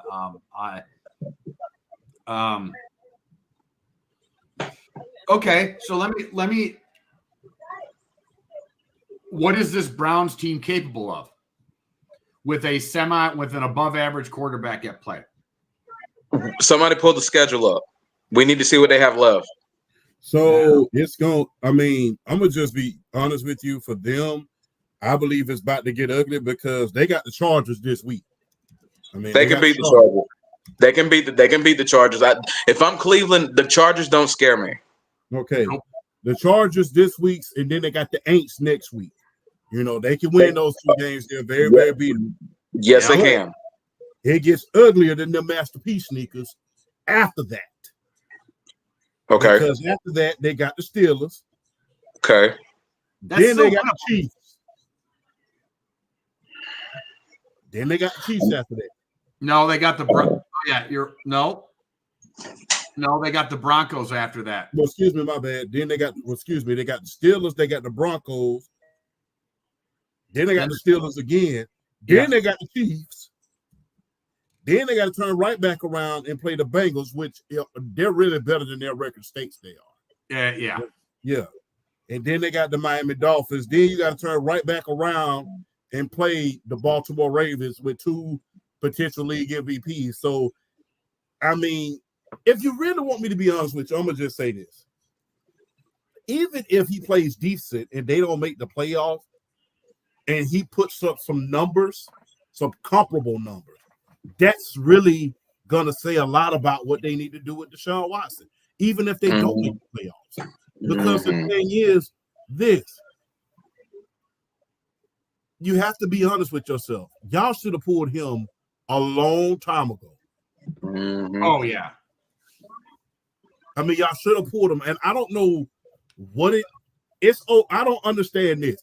One thing I will give Sean Payton a lot of credit for. I might not like him as a coach, and I might not like him as an offensive mind, but one thing I will give Sean Payton credit for, he was on the verge of making the playoffs last year. He said, hell no, you're not in our future. Either give up that injury cause or you're behind us going on that bench. And I will eat that entire contract. It doesn't matter to me. And he was man enough and coach enough in order to do that. Yeah. And I understand why. Because guess what? Although Bo Nix is not playing astronomical, this team is in a lot better situation than it was last year around this time. They were having a losing season.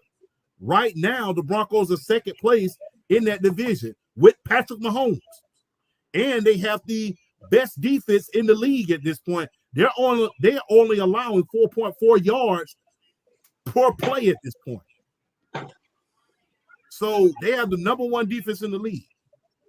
And he's developing Bo Nix. So I would give Sean Payton a lot of credit. It took a lot of guts. It took a lot of kahunas in order to do that.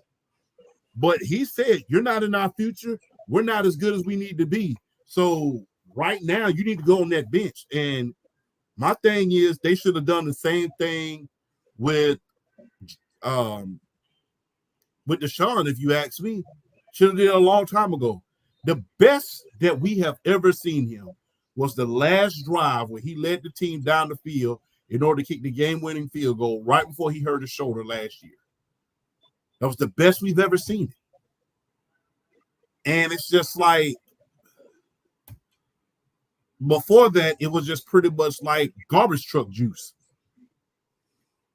And it's just like, we haven't seen the Deshaun Watson that we saw back in Houston that wowed us, that captured our imagination, that put up numbers even without his number one receiver. So the thing is, look, they should have made this move a long, long time ago, and it's long overdue at this point. And if he, like I said, they don't even have to make the playoffs. If he puts up comparable numbers and they go, let's say 7-10, that in itself is going to be an indictment on Deshaun on what could have been with this team. And like I said, I don't even think he just has to play. If he just goes 7-10, it's just going to be an indictment. I mean, like I said, he don't have to make the playoffs. They 2-6 at this point. It's damn near impossible to come back with that difficult schedule. But I don't even think there's an indictment. I think everybody knows that Deshaun Watson is nobody wants him. Nobody wants him in the league at this point. Like I get, like, I mean, you know, we could all discuss whether or not it was a good idea to cheer him getting hurt, but I think if that dude went away and wasn't in the league anymore, I don't think people would be upset about it. Well, the thing is this: you got to question people. I'm gonna go back to what I was saying earlier about Mr. George Steinbrenner. People always talk about how he used to set the market. He didn't set the market. Dumb owners did. Yeah. And in the Cleveland Browns case, dumb owners traded for him and gave him a $230 million contract.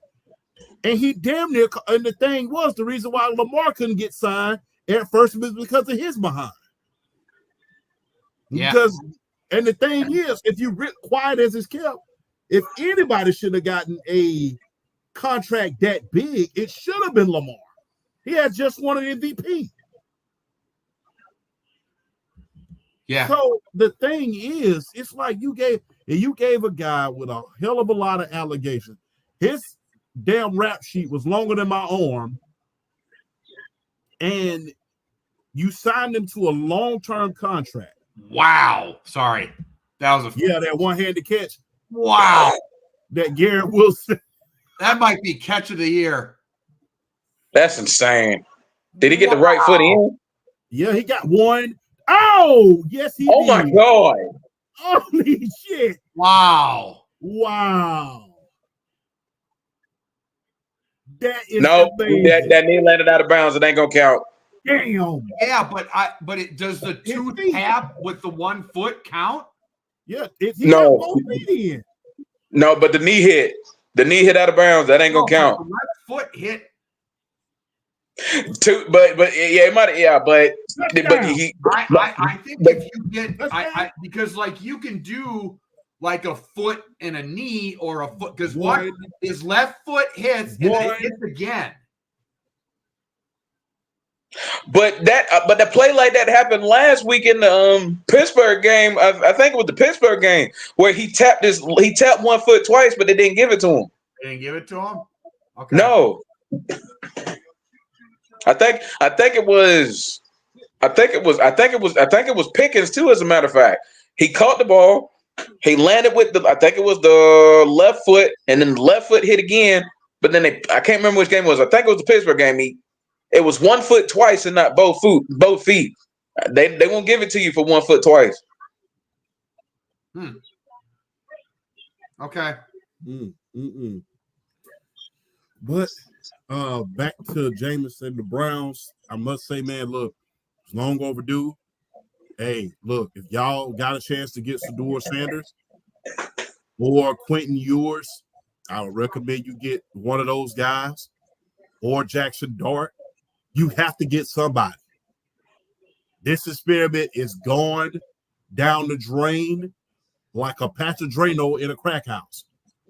So stop. It's enough. Enough. I mean, he just ain't it. No. He's not it. And guess what? The more you waste time with this franchise, the more you're wasting that defense that you have, because Denzel Ward, he's on his 6th concussion. So that's already one defensive player career that you've wasted at this point. I would hate to see Myles Garrett's career get wasted, much like a lot of J.J. Watt's career got wasted. I want to see one of the best defensive players of this generation win a ring. And if not with Cleveland, quarterback. I'll say again. Oddly enough, with the same quarterback. Yeah, oddly enough. They gave it to him. They gave it to him. That's what I'm saying. I think it counts. Because even if it's a foot, so why did they give it to Pittsburgh? Why did they give it to Pittsburgh then? I don't know. Because so what? Okay, his left foot hits. Yeah. Okay, so one, and then it comes up.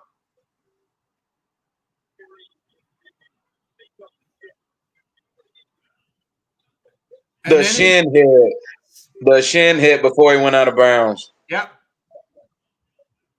Damn. That was nasty as hell. That's insane. Yeah, man. So, if are the Browns past the point of drafting a young guy? Like, is their team too much? Is their team getting too? Is it like basically has the Browns window passed? No, I think that a lot of injuries have played a factor in this as well.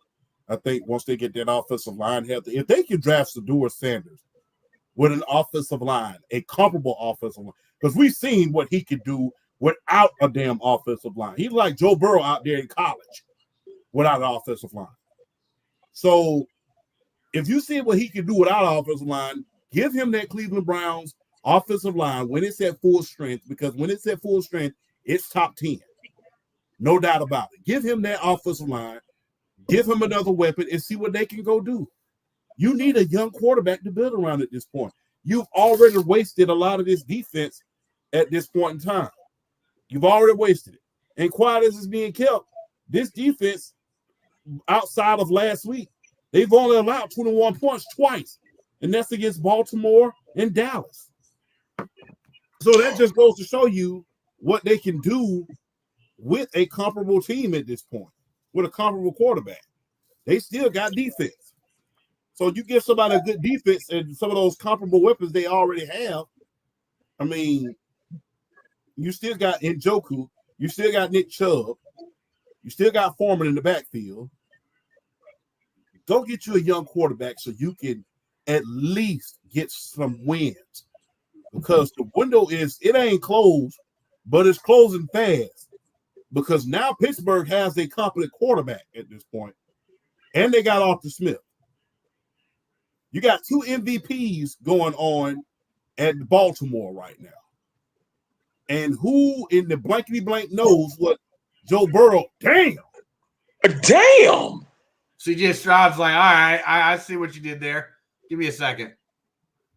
I gotta say, that Tank Dell? No. Yeah, Tank Dell. Yeah. I thought you meant their other guy. He's still out for another week. Damn.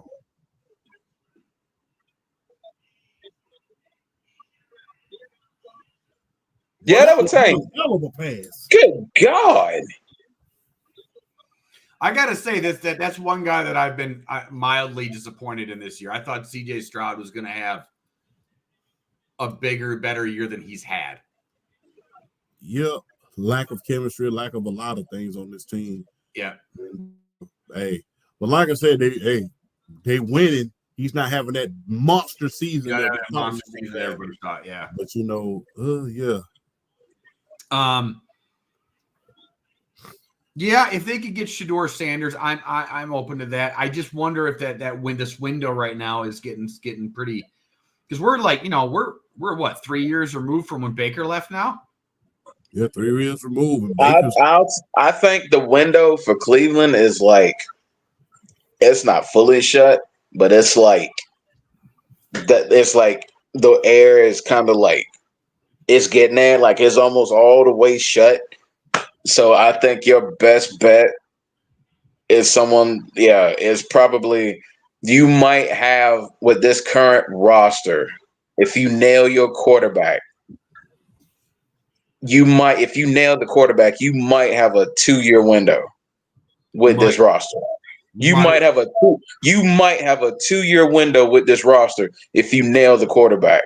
So that I'm looking at Shedeur Sanders or Cam Ward coming in here with an offensive line. You got to nail the quarterback. You might get 2 years with this roster, but they got to nail it. And but no, I'll kind of chip in a little bit on this topic.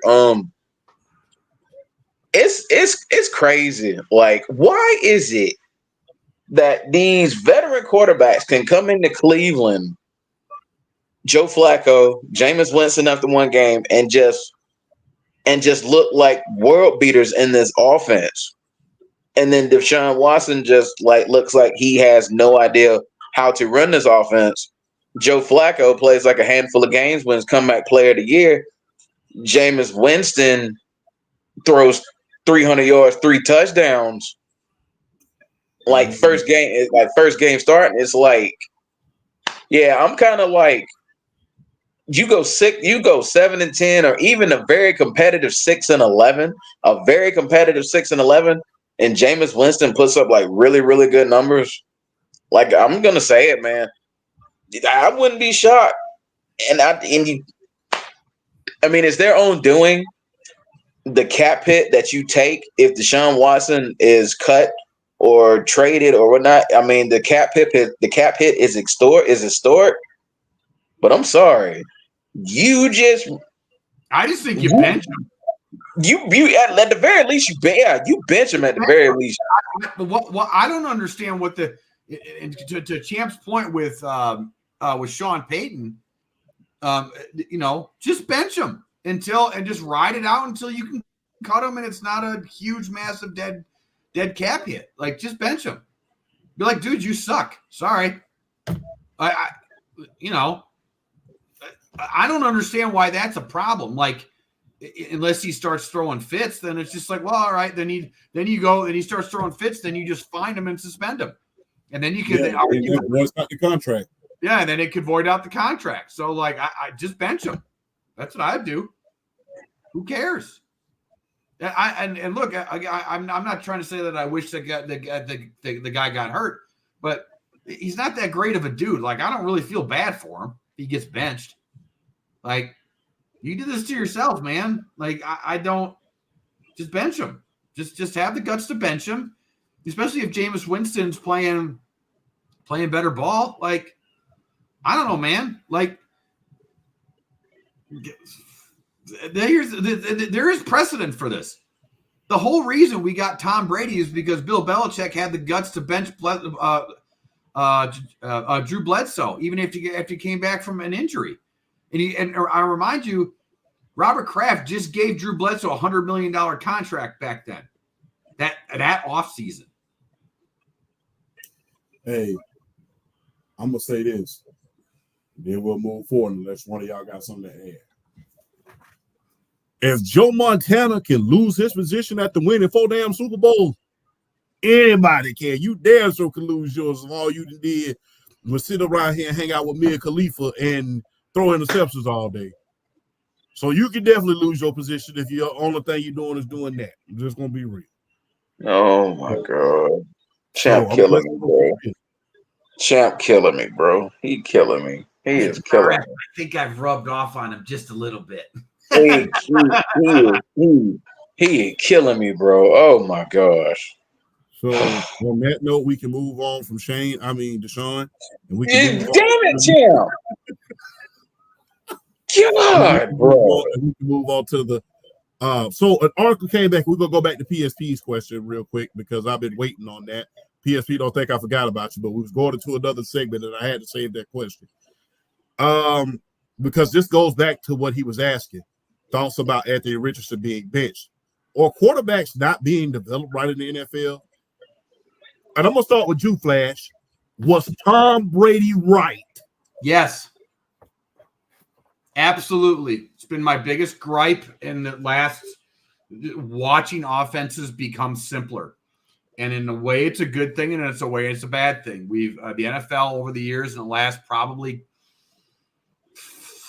3 to 6 years, have now kind of adopted more of, you have more RPOs now. You have more simple offenses based more on college offensive now. So there's a better transition from the college game to the pro game.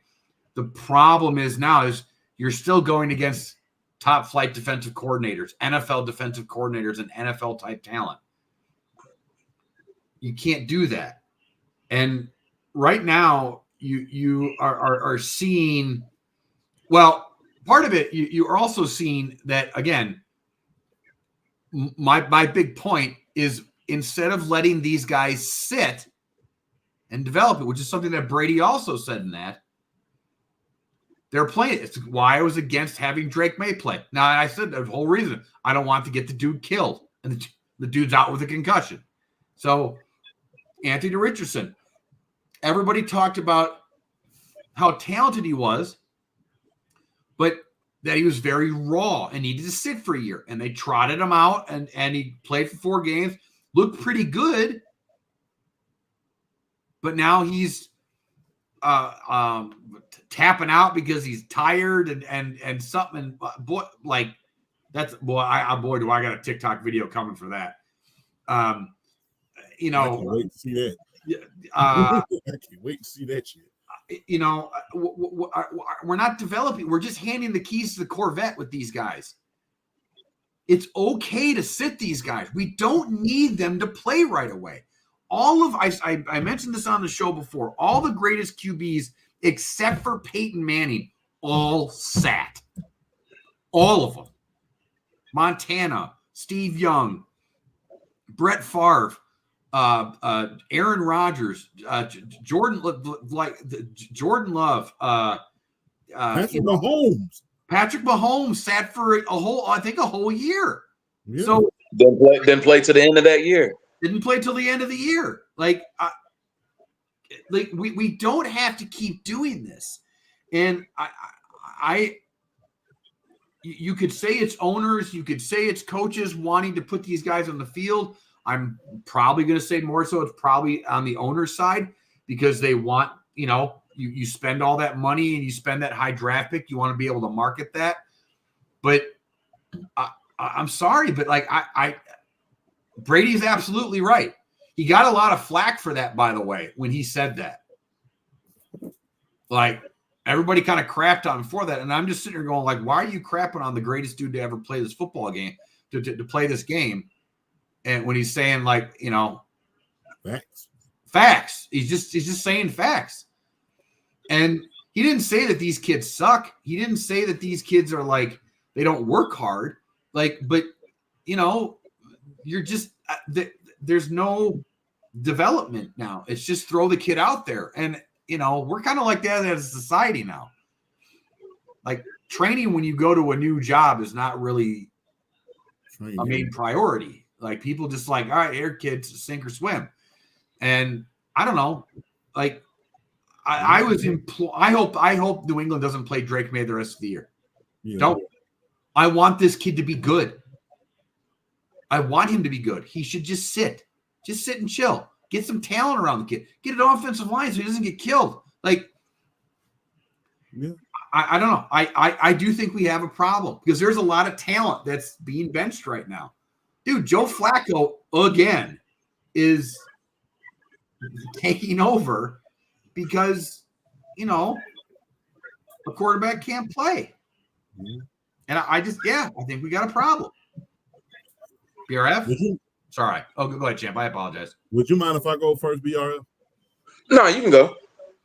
What I think is the problem is this. The worst thing, 5 of the worst things that could ever happen in the NFL when it comes to these rookie quarterbacks. Number 1, Dan Marino.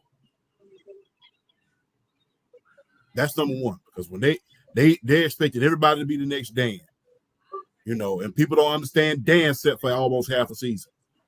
When he came out his sophomore year, that's when he came out during his sophomore year in the NFL. That's when he shined. Number 2, these rookie contracts. Everybody's trying to crowd that team, build through the salary cap, and build quick before this quarterback gets on that next contract. And I think they're over-investing in these guys. A lot of times these dudes just stink. Like Trevor Lawrence, he stinks. He's not that good. And you're trying to hold on to him forever. Nowadays, I'm going to just be real. Nowadays, it doesn't cost you that much when you bum on a quarterback, unless you're the Cleveland Browns, I would say. It doesn't cost you that much. He doesn't work out, you get him up out of there. Look what the 49ers did. Yeah. Look what the 49ers might be doing if Brock Purdy doesn't improve. Because he hasn't been looking good without his star receivers. So the thing is, that's another thing, these rookie contracts. Everybody's in a hurry to try to get something out of them the first 5 years before they have to pay them. Number 4, you're drafting project quarterbacks. Overdrafting too. Exactly. You're overreaching for them. That goes back to that brings me to my number 5 point, the worst thing that could ever happen.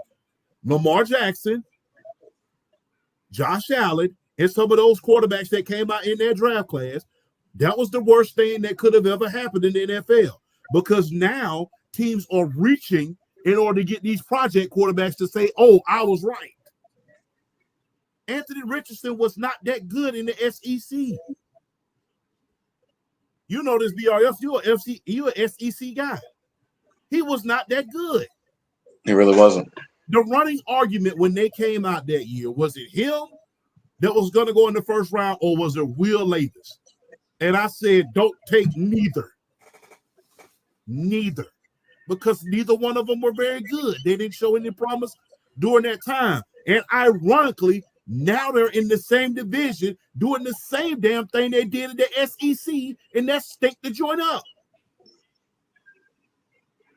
So you're drafting these project quarterbacks very, very high. You're not teaching them like you're supposed to be doing. You're not sitting them like you're supposed to be doing.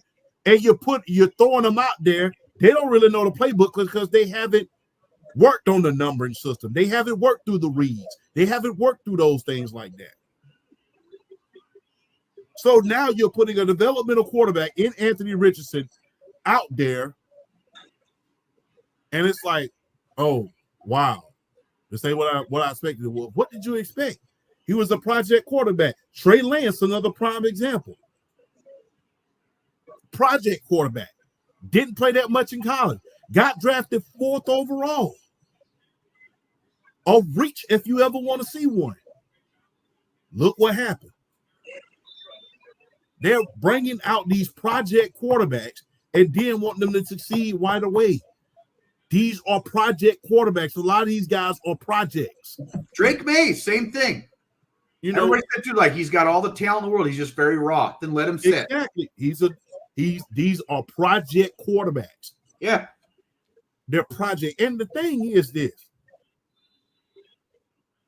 I'm going to just say it. Why do teams think they're so much damn better than some of the most storied franchises in the NFL? What makes you think you're better than Green Bay? Because guess what? They ain't had a drop at quarterback yet. No. And transition smooth as hell. They went from Don McCown. I mean, this is what they went through in the last 35 years. They went from Don. Wait a minute. Even before that, they went from Lynn Dickey to Don Mikowski to Brett Favre. Didn't miss a beat with Brett Favre. Then went to Aaron Rodgers. Aaron Rodgers goes out, and now you have Jordan Love. Oh, by the way, I also want to mention too. Look at what Malik's doing in Green Bay now. Yes. So, yes. Insane. Now, this goes to good coaching and putting your players in a position to succeed. Okay. Now, look, when we traded for him, yeah, I know I'm using the term we. When we traded for him, I was like, really? That's the kid that we're getting? That's our answer for our backup to Jordan Love? And I was going to bring this up later. If the Packers make the playoffs and Jordan Love misses a month of play, Matt LaFleur is the coach of the year. No argument there. I don't have it. You can make a case for Dan Campbell, and that's about it. To be able to take a quarterback like Malik and literally bring him in. Dude was there at the team for what, 4 days before he started? So yeah. So this kind of direction. I think I was just gonna say I think the only two you can really make an argument for coach of the year are Dan Campbell and Dan Quinn. That's it. Yeah. So this kind of goes into the opposite of our QBs not being developed. We have poor franchises and poor coaching. And to Champ's point, Champ, I want you to finish your point on good franchises. You keep going, but I want you to finish that point. Yeah, and Green Bay. What makes you think you're so much better than Green Bay? What makes you think you're so much better than Kansas City? Look what they did. And the thing is, teams follow suit. Look what the Atlanta Falcons just did. And it seems like the thing is, a lot of teams, and BRF, you taught me a valuable lesson. A lot of teams don't want to sit around and take the heat for drafting these guys, although you have a quarterback already, because they know guys like myself, they know guys like these talking heads on TV are going to really come after you. Because I'm not going to lie. When they first did that, I'm like, damn, you just paid Kirk Cousins. Why would you do that? Then BRF broke it down to me. He said, bro, they're preparing for the future. That's a 2-year contract, bro. He broke it all the way down to me. That's a 2-year contract. In 2026, Michael Penix Jr. will be playing. He broke it all the way down to me. So if other teams are smart enough in order to understand that you don't need to take these quarterbacks and put them out there and throw them out there before they're actually ready, what makes you think you can't do that as well? Like I said, I don't think these general managers are doing a great job. I don't think these owners are doing a great job. I don't think a lot of the coaching around them is doing a great job of developing these quarterbacks because, like I said, a lot of these quarterbacks that are coming out are project quarterbacks. Not to mention, look, I hate to say it because I'm all for these guys getting paid. Transfer portal kind of fucking them up, kind of messing them up too, because you're going from system to system at this point. You're going from system to system, and you're not really learning what you need to do. Nope, you're going from this system to that system, and you're not getting full seasons in each one, so you don't know how to develop the reads. Because if you go from, let's say, Georgia system to the air raid system out there in, let's say, the University of Southern California, then that's a whole nother system you got to learn. Completely different style of offense. A completely different style of offense. Now, it's a gift and a curse. Now, it is a gift and a curse because the thing is, if it wasn't for Lincoln Riley, we wouldn't hear from Jalen Hurts. But at the same time, Jalen Hurts did what? He sat. For almost 2 years? Yeah. For almost 2 years, he sat down. Shane Steichen got a hold of him and made him an MVP. And they started with Doug Peterson. Shane Steichen got a hold of him. Damn near made him an MVP. So that's what you call a development process. Not just say, okay, kid, go ahead, boom.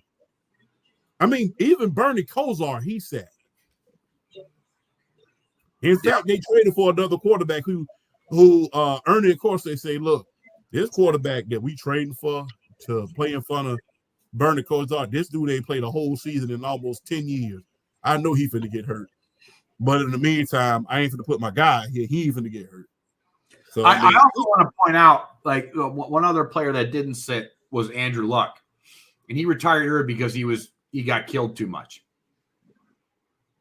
Another player that they would have let him sit. Now, I know Andrew Luck was basically,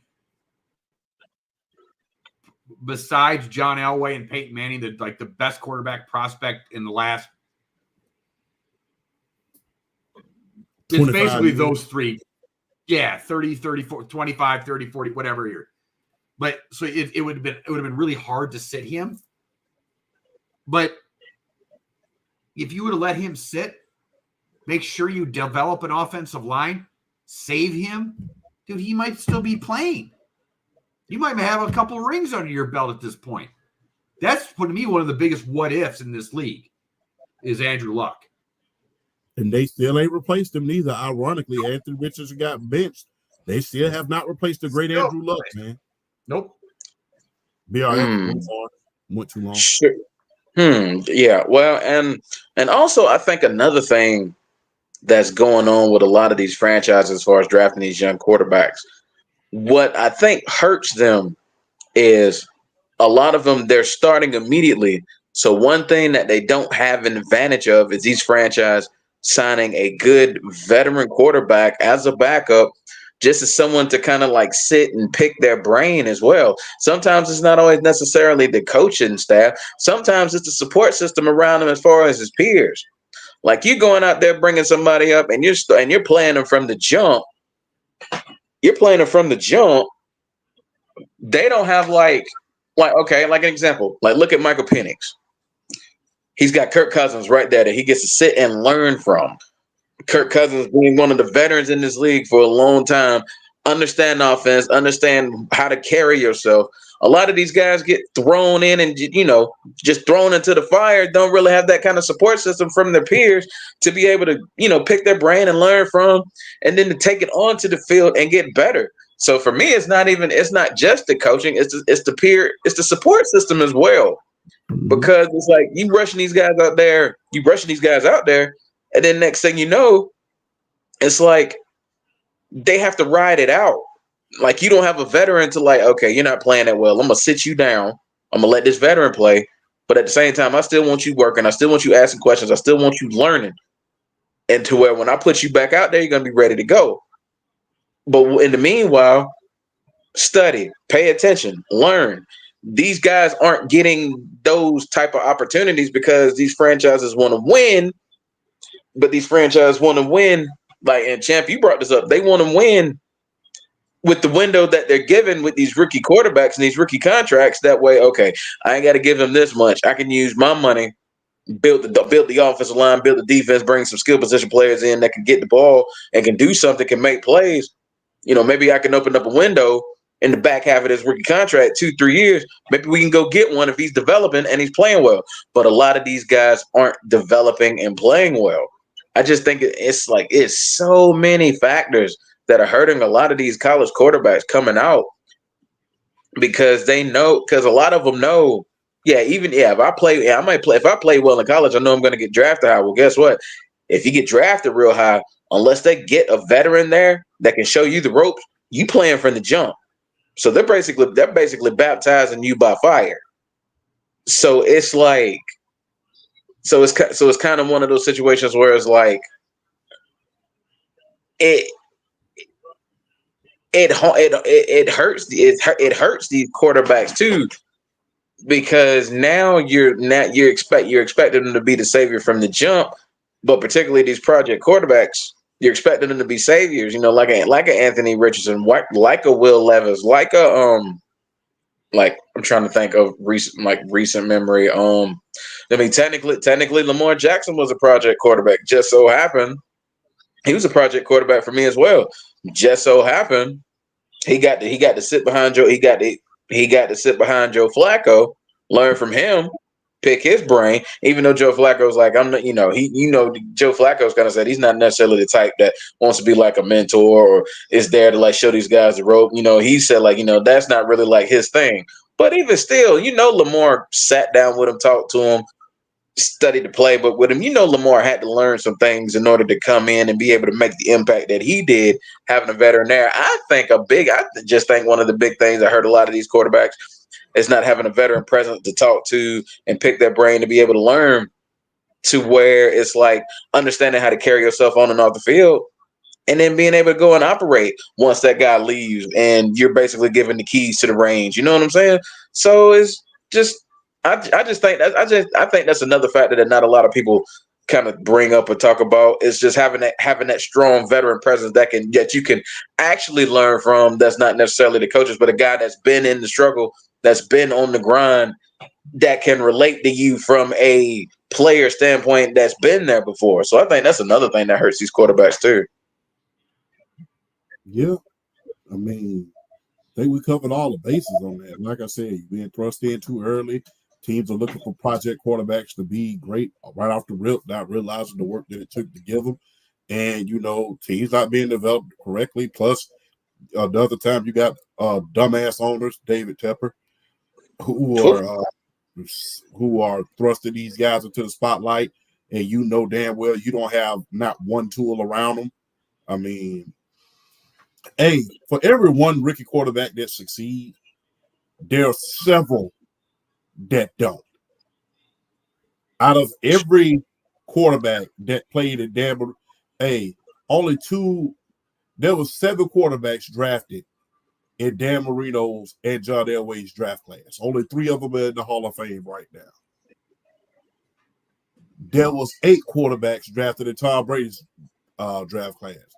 He's the only one that's going into the Hall of Fame right now. He's the only one that was good.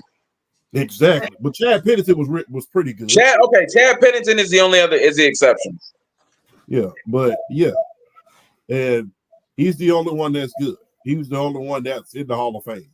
So I mean, you got to think about it. And like I said, Bill Walsh taught us. If Bill Walsh, the great Bill Walsh, didn't teach us one thing, a lot of those players that he got was developmental players. They were developmental players. Jerry Rice wasn't greatest of all time. Jerry Rice, he wasn't highly touted. No, the man ran a 4.740. Yes. Can you imagine if a team drafted a first round wide receiver that ran a 4.740? They get destroyed. Out of a second-rate college. No offense to Mississippi. Again, and that's what I was about to say. He came out of an HBCU. Yep.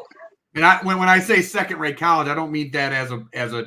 It's just it's not Alabama. It's not Michigan. It's not Alabama. It's not. We get. Yes. But the thing is, if they was to have drafted a guy out of an HBCU running a 4.7 today, there will be so much hell. There will be more hell on them in a little bit. So hey, look at someone like Jeff Garcia. Yeah, developed, Developmental. Dude played football in Canada. Yeah, Doug Flutie got developed by Wade Phillips. So and he was a project quarterback. You know, but like I said, there's a lot of project quarterbacks that are coming out now, and like I said, the more I'll say this, and I hate to be that guy, but I'm just gonna go ahead and say it. The more we try to get rid of the old ways, the more they keep coming back. Mm-hmm. Hey, you're preaching to the old school dude right here. So, I agree with you. the more we try to get rid of the old ways, those are the old ways, the more they bring their asses right back and show that mirror and put it right in front of you. Every time you tried to get rid of the running game, tried to say that was obsolete. Now you need it more than ever. You need not one, but two backs. Because the quarterback play's been down. So you got to carry it somewhere. Quarterback play's been mid the past couple of years. That was the other thing too. Like, you know what? The quarterback position is going to change. Like, we're going to go to running quarterbacks. No, you're not. No hell. No, you're not. Like hell you is, but yeah, now they always talk about, defense doesn't necessarily win championships. Bull jive. It does. Hell, it now. don't. It always has. Bull jive. It does now. Yes, it does. You can't throw across the middle of the field. Bull jive. You got to now. I'm okay getting. I get called an old head and an old fart, and I don't know what I'm talking about, and all the time on TikTok, and I for years now, because I'm stuck in the old ways or whatever, blah blah, and I just keep and for some odd reason I just keep being right. So again, the more we try to get rid of the old ways, the more they come back round, and we got to stare. Yep. And now you're looking like, damn, I wish I would have learned this, but now I got to learn trial by fire. Because if you really look at a lot of quarterbacks, they did not start their rookie quarterback, all the great ones. And if you really look at it, people are going to talk about how these guys, they were benched. They're getting benched. They're not very good. Ted Bradshaw was benched. Mm-hmm. Drew Brees was benched.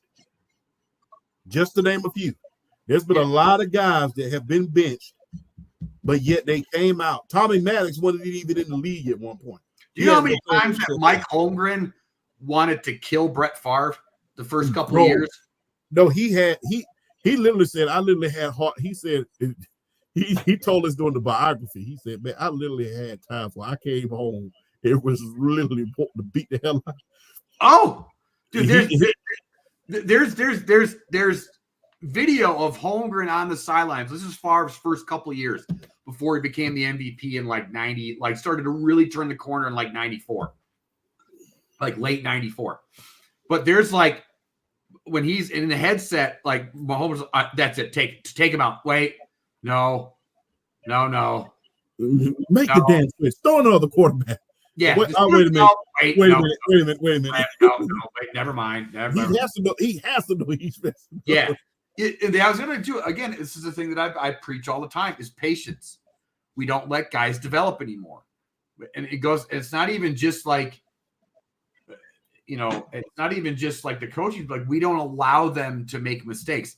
It's like, for instance, when you pull up, it's just like a good manager. Just because a pitcher is in trouble isn't going to pull the pitcher right away. I want to see you try and work out of the jam you just made yourself in. Yeah, it's hard to develop. These dudes coming here to 100 miles. Hey, look, I never forget something that Gary Stevens said, and unless you have something to add, BR, we'll go on to the next segment. Something that Gary Stevens has said. He said, I remember one game where Dan Marino threw 3 interceptions in a row. You know what I told him the next play? Go out there and throw another one. Go out there, go Silver Streak to Mark Clayton down the field. We throwing another one. And the dude said, and I'll never forget what he said. He said, look, Ray Buchanan's over there. Throw it his way. Throw it his way. So, I mean, and he came out there and threw at Ray Buchanan. You know about Ray Buchanan, BRL. Yes, I do. Yeah. threw at Ray Buchanan 3 plays in a row. So I mean, so that's what you call developmental. And like I said, Dan Marino didn't start his rookie year. Remember, Damian Woody started his rookie year, started Dan Marino, and his offense was just stagnant. And remember, Don Shula did not want to play him his rookie year. But, Damian Woody was playing so damn terrible that he had no choice. So, hey, that's what you call development. And like I said, we're not seeing – another thing we're not seeing, man, that I missed, we're not seeing coaches stay at teams for a long period of time. I think that Mike Tomlin and John Harbaugh, I would say, and Andy Reid are the last of the Mohicans when they come to that. When you see guys who stay around and develop guys long term, you're going, like I said, like a Don Shula, like a Tom Landry, like when you're going to these guys, you're going to get developed. And if you cannot succeed, then guess what? You're just not that damn good. That's what we're not seeing anymore.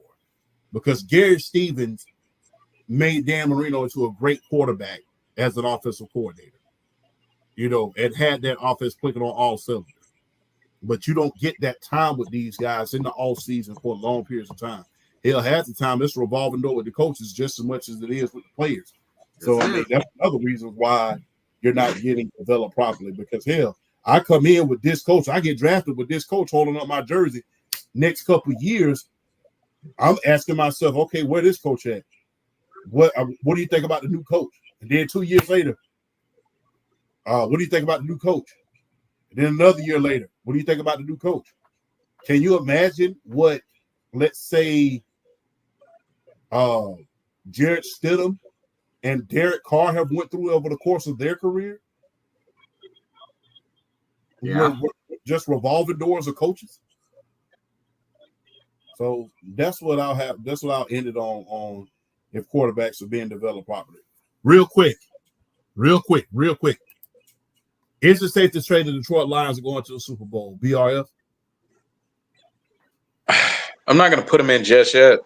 They are the favorites, but I'm not going to lock them in just yet, because I look at Detroit. The offense is clicking on. They're clicking. They are firing on all cylinders. The defense. I mean, you lost Aiden Hutchinson. Your pass rush isn't as good. I mean, you're playing. I mean, you right now have the luxury of having the most innovative offense in the league right now, and the only thing you really have to do is just maintain your assignment, do what you need to do, make a play when you have to play. Because right now, your offense gonna go out there and probably give you 30. I think they are most definitely the favorite in the NFC to go. But I mean, I don't think they're not a shoo-in, because you have Washington, you have I don't know why, I just feel like San Francisco's got a run in them. You got Philly. I mean, champ, you got our boys down here in the A. You got Atlanta. They're playing good ball right now. Green Bay, you can't count out the Green Bay Packers. So I think as a guy who's been more of an NFC supporter over the course of my life watching football, I'm happy to see the NFC as deep as it is this year. When the Philadelphia Eagles are 5-2 and they're the 7th seed, just simply because Washington's 6-2 and leading the division, that tells you right there how deep your conference is and just who can actually go out there and beat people in big time situations. So I'm not gonna lock them in yet, because I still feel like their weakness is their defense, and particularly their defensive secondary. And a good passing game can still shred their secondary. So I'm not going to shoe them in just yet. But I will say the Detroit Lions at this point in time are the favorites in the NFC to get there. But a good passing game can do work on that secondary. But I'll say Detroit's the favorite, because their offense is just on a whole nother level right now. I'll say they're the favorites, but I'm not locking them in. Flash.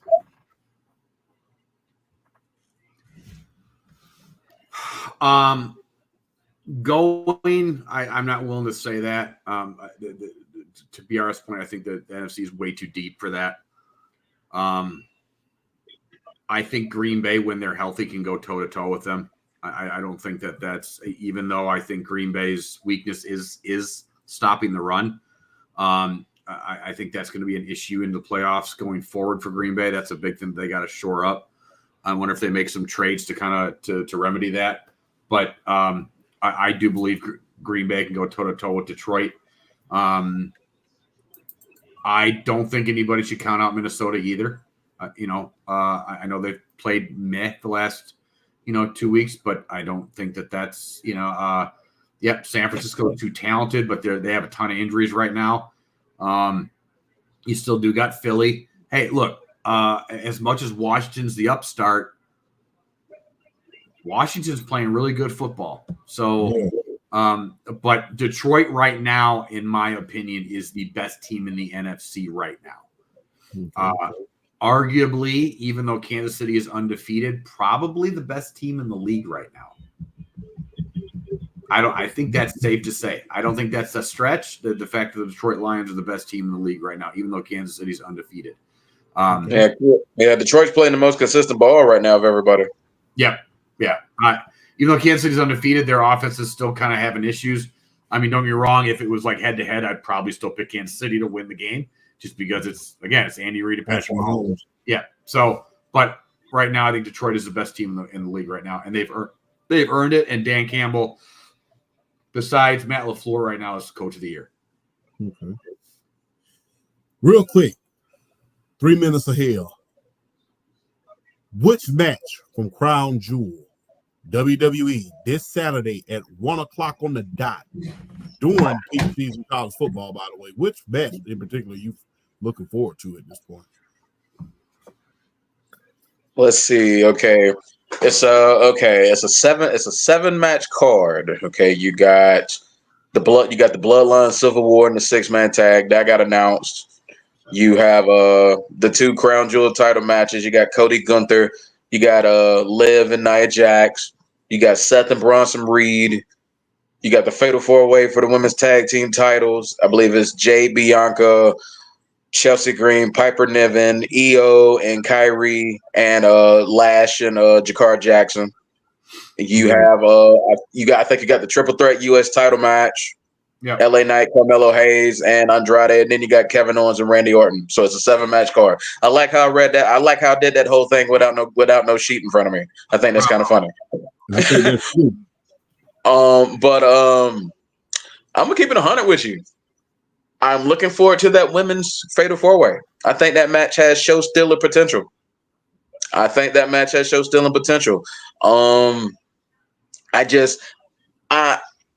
Triple H is finally giving the WWE Women's Tag Team Division a platform, which is all we've been wanting for the Tag Team Division, because those belts have been so obsolete pretty much the entirety of their existence.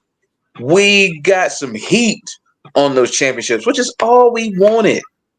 And I love the fact, and what I really love is they are treating this as a 3-brand championship. You got Io and Kyrie from Raw.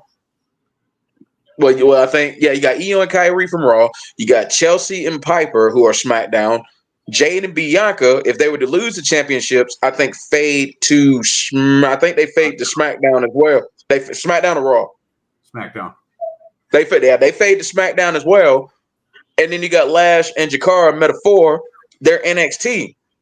So they are being treated as legit 3-brand titles, and they're giving them something to work with, and I'm enjoying it. I'm loving it. I mean, they got heat on these titles now. They're making them feel like they're worth something.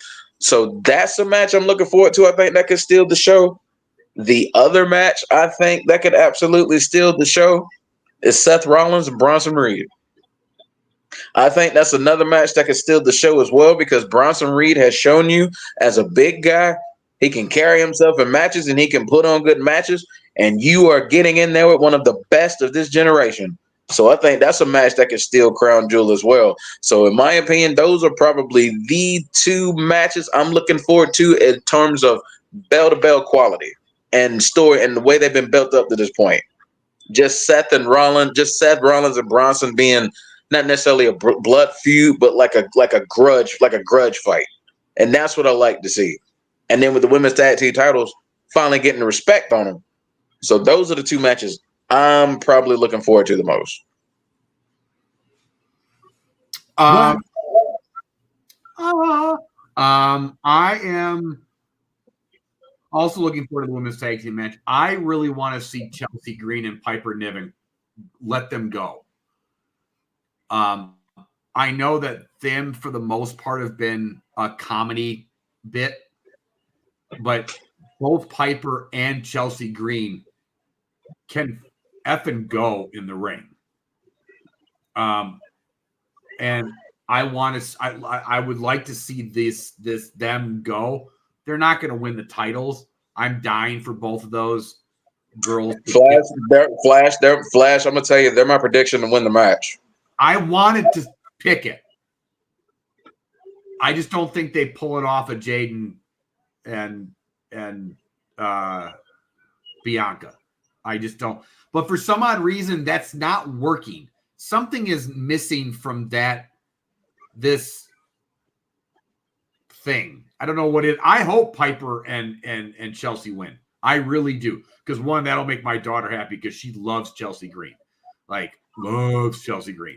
So, but I can't see them pulling it off of Jaden Bianca yet, because you have to see that through where one of them turns heel and the breakup, and you got to factor in the titles with that. True. Yeah.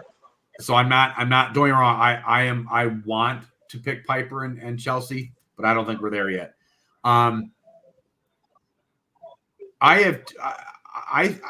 Seth and Reed, I'm excited to see. The only problem is I think Seth's going to go over, unfortunately, and I want Reed to. But I think Seth will come out on top. But Reed has to look strong, and not just like, oh, I'm just going to beat the crap out of you after the match strong. Like he's like, and don't get me wrong, Seth's the guy to do it, to make him look good, even if Seth goes over.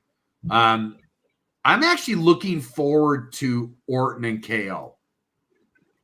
I like the dynamic between the two.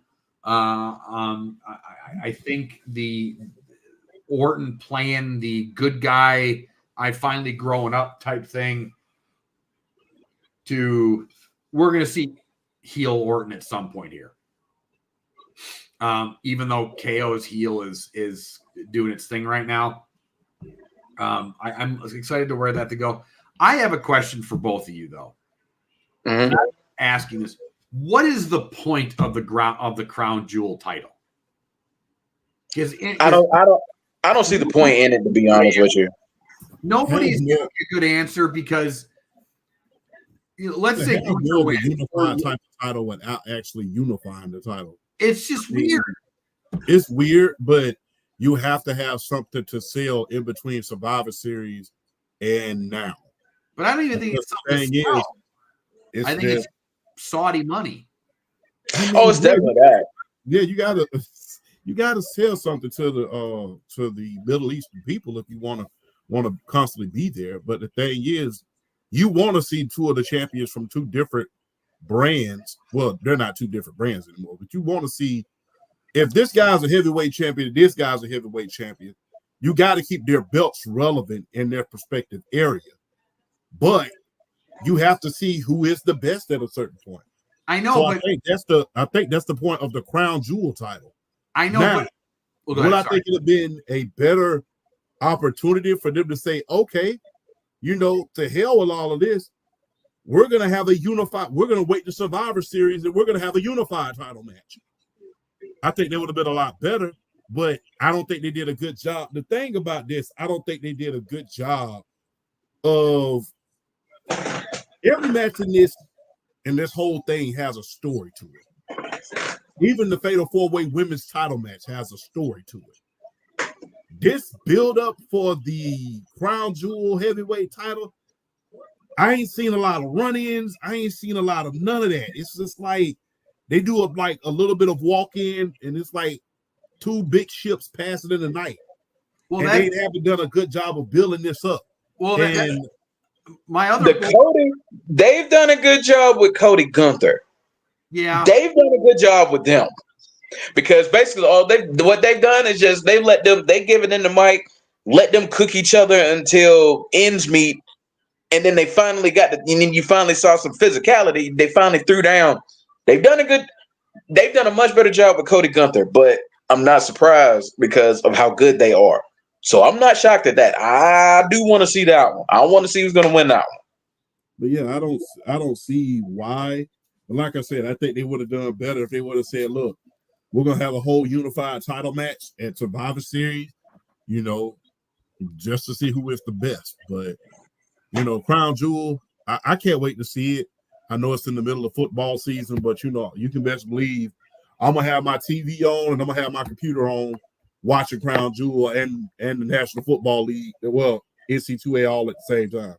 You can best believe that, especially when my Georgia Bulldogs take on and we eat some gator this Saturday. So you can best believe I will be watching both of them. And speaking of Georgia, Florida, they're going to Atlanta in 2026 with that game, right? But yeah, and we can stump a bone out there behind it with some brand new chuckles in the dome as well. So hey, it is what it is. But so what? But my other point is like this is going to be a yearly thing now, where both champions from each thing go for this title. So it is like the title is whoever wins the title. Do they carry around this title? Is it just Probably not. I think it's just a fraud. I don't think so. It's really weird. I don't know. Yeah. That's what I think is intriguing. Like, how are they going to do this without making it feel really awkward? Yeah. Right. Yeah, that's a whole nother question. But on that note, man, gotta end it here. Hey, can't wait to see some college football on this Saturday. Can't wait to watch Crown Jewel. The World Series is over at this point in time, but good. It was great to see basketball. The New York Jets got a big win tonight against the Houston Texans, a team that's ahead of their division by a mile. And hey, big win for Aaron Rodgers and the Jets, man. Gotta get credit where credit is due. So yeah, if we're gonna kill them when they play like crap, we got to give them props when they showed up, and they showed up tonight. Yeah, they did. I gotta say, I think Garrett Wilson's catch might have saved their season. Yeah, they got that team fired up. So let's see what happens, next week. But yeah, huge win. You go out here and be the good team, and hey, you deserve all the accolades, credit in the world, especially when you're working off a short week. So yeah. Hey, so Vegas made a crap ton of money on it too because the Jets were 2.5-point favorites in this game, being 2-6, and Houston being 6-2. So Vegas made some money tonight.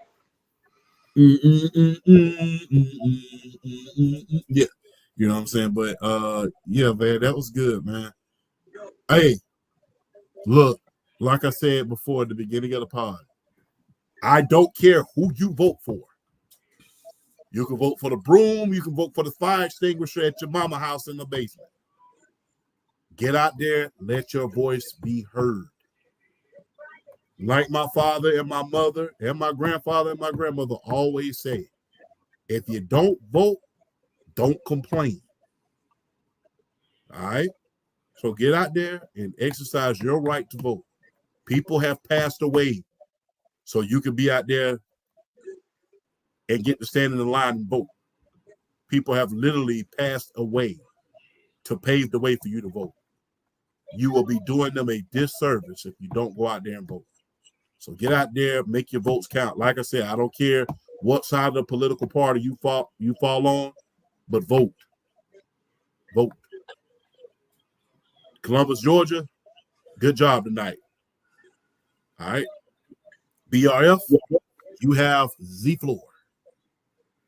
No, I just want to, like always, give a shout out to y'all, the fellas, being the homies. We kind of, it's always fun. It's always fun doing this every Thursday. I always have a blast doing this, and just this is easily some of like these last few months, or whatever, actually jumping on doing podcasts, whether it's this one, whether it's PSP on Friday, whether it's hopping in with Brandon from the block. Shout out to Brandon from the block on the throwdown, or now we have the takedown podcast with me and Spiral Sports Media and Hate to Pile On, Elijah and CJ. Shout out to the homies. We got our own YouTube channel now. Our debut show was this past Tuesday on the YouTube channel. Check it out. It was like mainly talking about Crown Jewel, talking about some things like the WWE ID, the new independent circuit that they're trying to do with WWE now. Just if y'all ain't subscribed to the Takedown podcast, definitely subscribe to that as well. BR Sports is always a TikTok handle. Follow me. Some of the better content in TikTok. I'm trying to get back on the road with the content as well. IG, Facebook, my X/Twitter, link trees in the bio. Definitely follow. Definitely, I appreciate all the support. I appreciate the love. And shout out to Mr. Watson. I think he sent me a DM. So I might finally be able to get on that Sports for You podcast. He sent me one, so I got to hit him back. So as always, man, it's my slogan: a topic not thought about is a topic not talked about. So definitely a pleasure. Always a pleasure getting on here talking with you, champ, and you, Flash, and always have a blast doing this.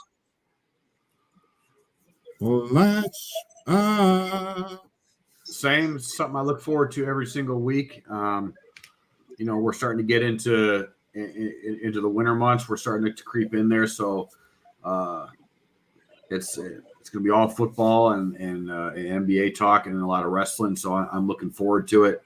We're going to be inching closer to the Royal Rumble, which is going to be amazing. So I'm looking forward to the next couple months, and I always look forward to talking to you, fine gentlemen, and doing this. So,